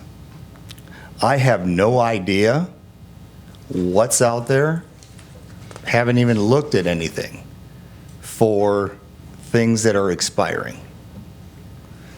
Mr. Johnson came in and we had a conversation and he informed me that there were X amount of barns. I have no clue what's out there. I have my conversation with the individual said he needed an extension, and I had a barn come in whose conditional use was over 2 years old in January, and they were asking for a building permit in the end of April. So those are the two things that I had sitting on my lap. Nothing has been canceled. I talked to Joe and said I'd like this on the agenda to give me some guidance. I provided Rob with a copy of the lawsuit as decided. It's a 13-page decision coming out of Hanson County regarding, does the county have an authority to grant an extension when, without the ordinance strictly providing for extensions? I am not an attorney. Provided interpretation. Basically, the conclusion of that reads that no matter what you may have done, there is not authority in the ordinance to grant an extension. This one came down to the 2-year bill. And it was it was a $15, $17 million dairy that they were trying to get money for in 2009 or wherever the market crashed. And we were trying to be nice and saying, you know, no one can get money. Let's go. Well, and literally one of the lines in there, while they were attempting to be nice, they still didn't have the authority to do that. And the zoning administrator must follow their ministerial duty as set forth by statute, which is to cancel a permit that's expired. So I don't know what the county's done. As you all know, I got plopped in there doing this. I certainly understand what's going on out there. So my response to Matt Winstead should be, check with your lawyer. Oh, Matt's canceled his permit. I talked to him. He willingly said. I talked to him today too, Brian. So, yeah, he called me. And we discussed it, and he told me about exactly what you said. Didn't care, it's gonna be quite a while down the road, but he wanted to know if there was a reason why he should go in and get an extension. Well, what he doesn't want to do is continue to work to attract capital to build the ethanol plant and then get down the road and find out he isn't going to get a permit. And that's certainly a legitimate concern. And, you know, as I expressed to him, we have, as we do with, you know, large projects, animal feeding operations or whatever, that's our most common, and I'll use that as an example. We say start here, and I always say in all my counties, start here, get your conditional use, because that's cheap, that's $100. And so maybe some engineering work and whatever that is, versus what you have to pay for to get your state permit. I don't want to have a county with that burden saying they spend $80,000 getting a state permit, and then come here, another county saying no, and have that hanging over them at that point. But, you know, in our conversation, which I thought we left at the same point, is he's going to go do his state permitting, whatever else has to fall into place, and then assume just come here and hope that he has the support of the county to put in a facility that already had been granted a conditional use. I understand his concern. I never told him it's canceled. I haven't told anybody anything's canceled at this point. So I am a zoning administrator. I am a contract employee. I implement policy. I don't make policy. I can't make up things in the ordinance and say I have the authority to grant extensions because it's not in the book. I need you all to tell me what I do and how I deal with these things.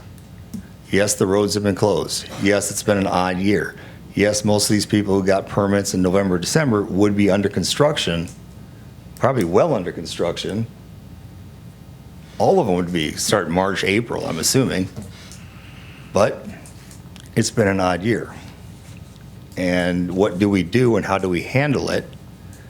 Well, so that I don't misunderstand this, no permits have been, CUP permits have been canceled. I have not gone out and blocked anyone from doing anything on their property, nor have I contacted anyone to say anything's canceled, nor do I know. I don't even know who's out there with a permit that's even close to being canceled. I guess I know of one. I know John Gunderson and I have talked about his, and I received correspondence from, well, two things. I received the one piece of paper, that piece of paper, I can't remember exactly what it says, prepared by Dave Domina about what I was going to do regarding his permit. And I basically said defer wasn't on the option until tonight's meeting, because again, I don't make policy. The other one was a 5-page, 6-page, whatever letter from Mr. Domina, which also was provided to Rob. And as I said, I also provided Rob a copy of that case out of Hanson County and the decision there. So as of right now, I have no idea, Don, whose barns are in what situation, whose house is in what situation, whose garage, whose building, anything. And at this point, all I know is most of them, there were a lot of applications at the end of last year that are probably nearing 6 months. I don't even know where the spreadsheet is to look to see where they are. So nothing has been canceled. I have no idea who they are, where they are, or what they're attempting to build. I have a good response now. Thank you. Now, I would love to have some guidance on how I should address this, whether from your gut feelings and then also to put Rob on the spot, what he legally feels that I'm able to do in this situation. Should we task the planning commission, Rob, to give us a recommendation on this? I was gonna Would say, that- we've discussed it a few times in the planning. We haven't taken any vote, but it's been discussed. I don't know. Again, that case was a writ of mandamus, and Brian says it exactly correct. And that portion of the ordinance and ours is almost identical. It's almost, it isn't exact, it's probably 4 words differently. But I would believe, and maybe we need to bring this up in the next meeting, and I do feel comfortable with the commission. I don't think I have to go back to the planning commission, just have you guys decide. I do feel, I'm gonna use the word act of God, right? I mean, that's kind of what we're dealing with here, where the commission could extend with an act of God provision under the circumstance. This is a once in a, now it looks like a once every couple year thing, but a once in a lifetime issue where this is something we can't plan for at the time. We issued a CUP, and so we had no idea. And then some kind of extension over a time because you're closing roads and you're not allowing construction. So I do feel that's something we can do, but let's come back maybe in 2 weeks where it's on the agenda, we're noticing it up, and then everybody can talk about it, and then the commission can make a policy decision on how they want to handle situations like this. I agree it's not in there, you can't extend, but I do feel like under the act of God, I think that's something the commission could consider whether you want to act and extend everybody out for some period of time. I do think that's something you can do, but again, let's publish, look at it, address it, public argument, public comment. I've got my answer, so. Well, and one route I'd consider would basically be just possibly saying in this construction season, we just will not look at the start date, but still enforce the completion date. And I think most applicants or whoever the permit holders would be perfectly content with that. But again, that's an action by you all to do what, as Rob said, to declare. I have some permits or ordinances where we did say government intervention or other issues. I've had in other of my ordinances to which stops the clock. It's not in this not in this ordinance. So those are where I stand right now. And that's the best I can answer everything here. I just did not want to answer that question in the affirmative or the negative because I have my experience of going to court and putting the county. I did not want to put you in a negative position potentially, one way or another, without having a chance to have a conversation and getting copies to Rob and whomever to see what I've experienced want. Anything else? Yeah. I'm not going to take, look, we're not going to take public comment yet. Do we want to task the planning commission with the recommendation for this? I kind of feel that we should. I know they haven't given an official recommendation. When's our next meeting? Next Tuesday, we'd have the recommendation We'd have before. it prior to. Yeah, so I guess I'd move to task the planning commission to give us a recommendation before our next meeting on what their thoughts are. Mr. Chairman? I did a motion. Does anybody want to second that? What, did you second? All right. Motion and a second. Is there further discussion? All those in favor say aye. Aye. Opposed? Aye. Aye. Motion pass. Mr. Chairman, You're out of order. I All right. appeal to the parliamentarian on a point of order. Nick, you're out of order, John. Please sit down. Appeal to the parliamentarian Please sit on a down. point of order. Please sit We are down, or I'm going to facing- pause the meeting, and I'm going to get the sheriff here and have you removed. Please sit down. Please let me. All right, pause the meeting. Patty, please call the sheriff and have Mr. Gunderson removed. I'd like to apologize to everybody for what happened here. You know, it's unfortunate. We have a few people that think they're more important than everybody else, and they think they can bully the citizens of Yankton County. So I'd like to apologize for that behavior.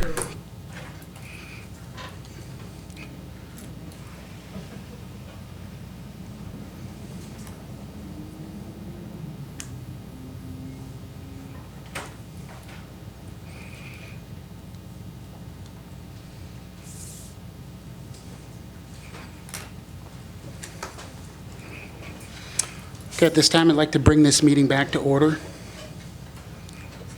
Did you have anything else on 33A CUP expirations, Commissioner Kettering? Okay. Next item on the agenda, item number 34, public comment.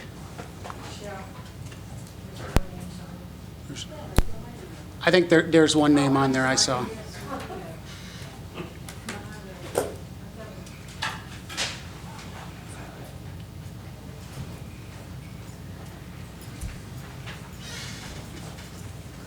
Thank you.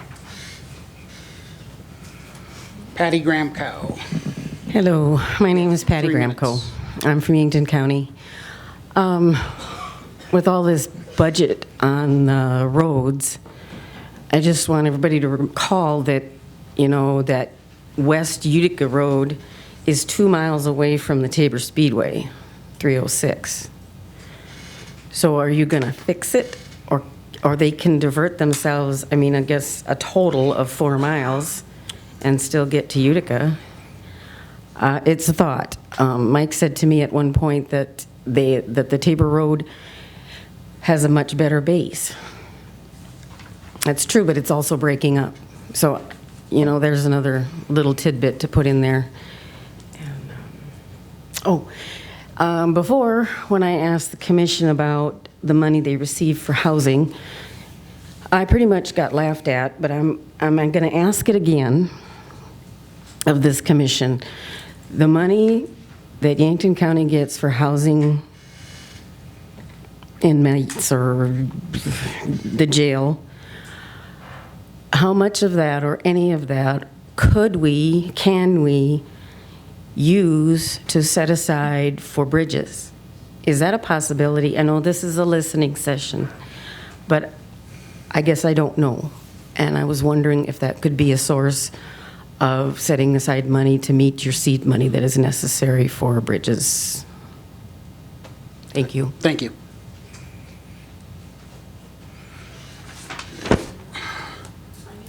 All right, next item on the agenda, item number 35, commissioner updates. Any over here? Joe? Nope. Sherry? Just that, I think the 8-county meeting is June 12th. Is Where's that right? at? That's next week. That's Union County, I think, correct, Patty? I planned on going. Yeah, I I did. put you Plan all on down. going to. Okay, just as a reminder. Also, we should probably set up our next township meeting, or township town hall meeting. Joe and I did Gayville last month, so we probably need to go back to the west side, and I didn't know if you had your calendar with you. I don't, it's in the track. So it's probably either Lesterville area or the Cottonwood area or up in Odessa someplace. So I didn't know, because if we wait till our next meeting, we're already over half done in June. So I'd be willing to do one on the west side of the county. I don't think Utica ever got done, so. I'd do one with you. Okay, so Don and I, and does anybody care where it is, or just, I'd say just pick and we'll Just pick? we'll just make sure that we hit everybody. okay, so I'll try and set something up, with you, Don. Let's see, Town Hall. As far as the Habitat Day, June 8th, I'm at a soccer tournament, so I'm gonna have to pass on that opportunity, sorry. Can you put a notice in the paper, Patty? For quorum, yeah, I'll be there. I think the Ag Gala is scheduled for the time of our next meeting. I was wondering if we could start an hour or two early so we could go to that if we wanted. I think that'd be If we fine. posted it. I would. Doesn't I would really think that work would be fine. with me and kids, because my wife usually works. Can't give it babysitter? Dan? I don't, are you offering? I'll give you the money. I'll see what I can do, but I kind of, our schedules are planned out, so. I'd prefer we leave our time the same. You don't want to go to the Ag Gala? Well, you know, we pretty much, a lot of the people that I've talked to, they like the 6 o'clock. And now we start jacking it around, and it's kind of like making variances on everything else, you know. Did you have anything else, Don, for commission? Did you have anything, Gary, for updates? No. I attended the Yankton Transit. I gave you each guys a packet. It was pretty interesting to see how many rides they serve for our community. They did over 120,000 rides just last year, and the vast majority of the individuals they serve are the youths and then the elderly. And so it's a really important role that they're playing, allowing kids to go to activities. So that's what I went to today. All right, any other updates from any of the commissioners? All right, next item on the agenda is executive session. Entertain a motion to go into executive session for poor relief pursuant to South Dakota Codified Law, Section 125-2 and 28-13 and 28-13-1, and an executive session for litigation pursuant to South Dakota Codified Law 1-25-2, subparagraph 3, an executive session for personnel issue pursuant to South Dakota Codified Law 1-25-2, subparagraph 1. Second. I have a motion and a second. Further discussion. All those in favor say aye. Aye. Opposed? We are now in executive session.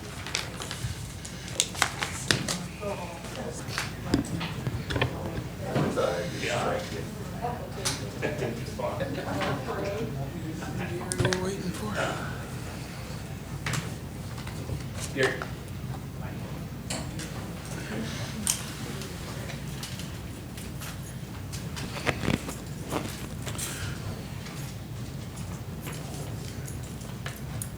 Entertain a motion to come out of executive session. So moved. Second. I have a motion and a second. Further discussion? All those in favor say aye. Aye. Opposed? We are back into regular session.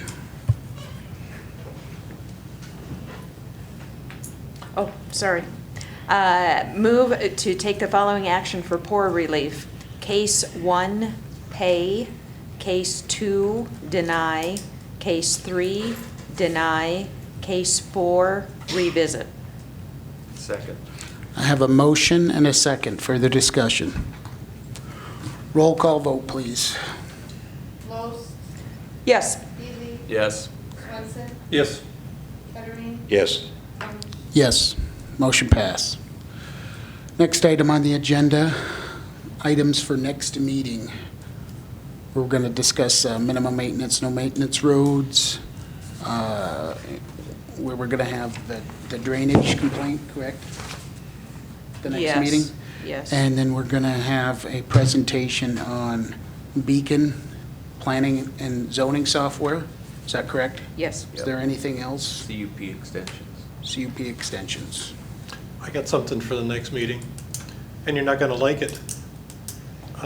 Being nobody wants to curtail spending, and we want to keep grinding roads up, I want it on the agenda that commissioners take a reduction in pay, and that reduction in pay goes into the Fleet East Highway 50 Bridge Fund, and I'd like to see a 10% reduction in all 5 commissioners' pay, and if you don't want to do it, I'm going to do it. So that's going to be on the next agenda. We have to start someplace. We can't keep spending ourselves into prosperity. Any other items for next meeting? All right, entertain a motion to adjourn. Second. Motion and a second. Further discussion? All those in favor say aye. Aye. Opposed? Thank you, everyone.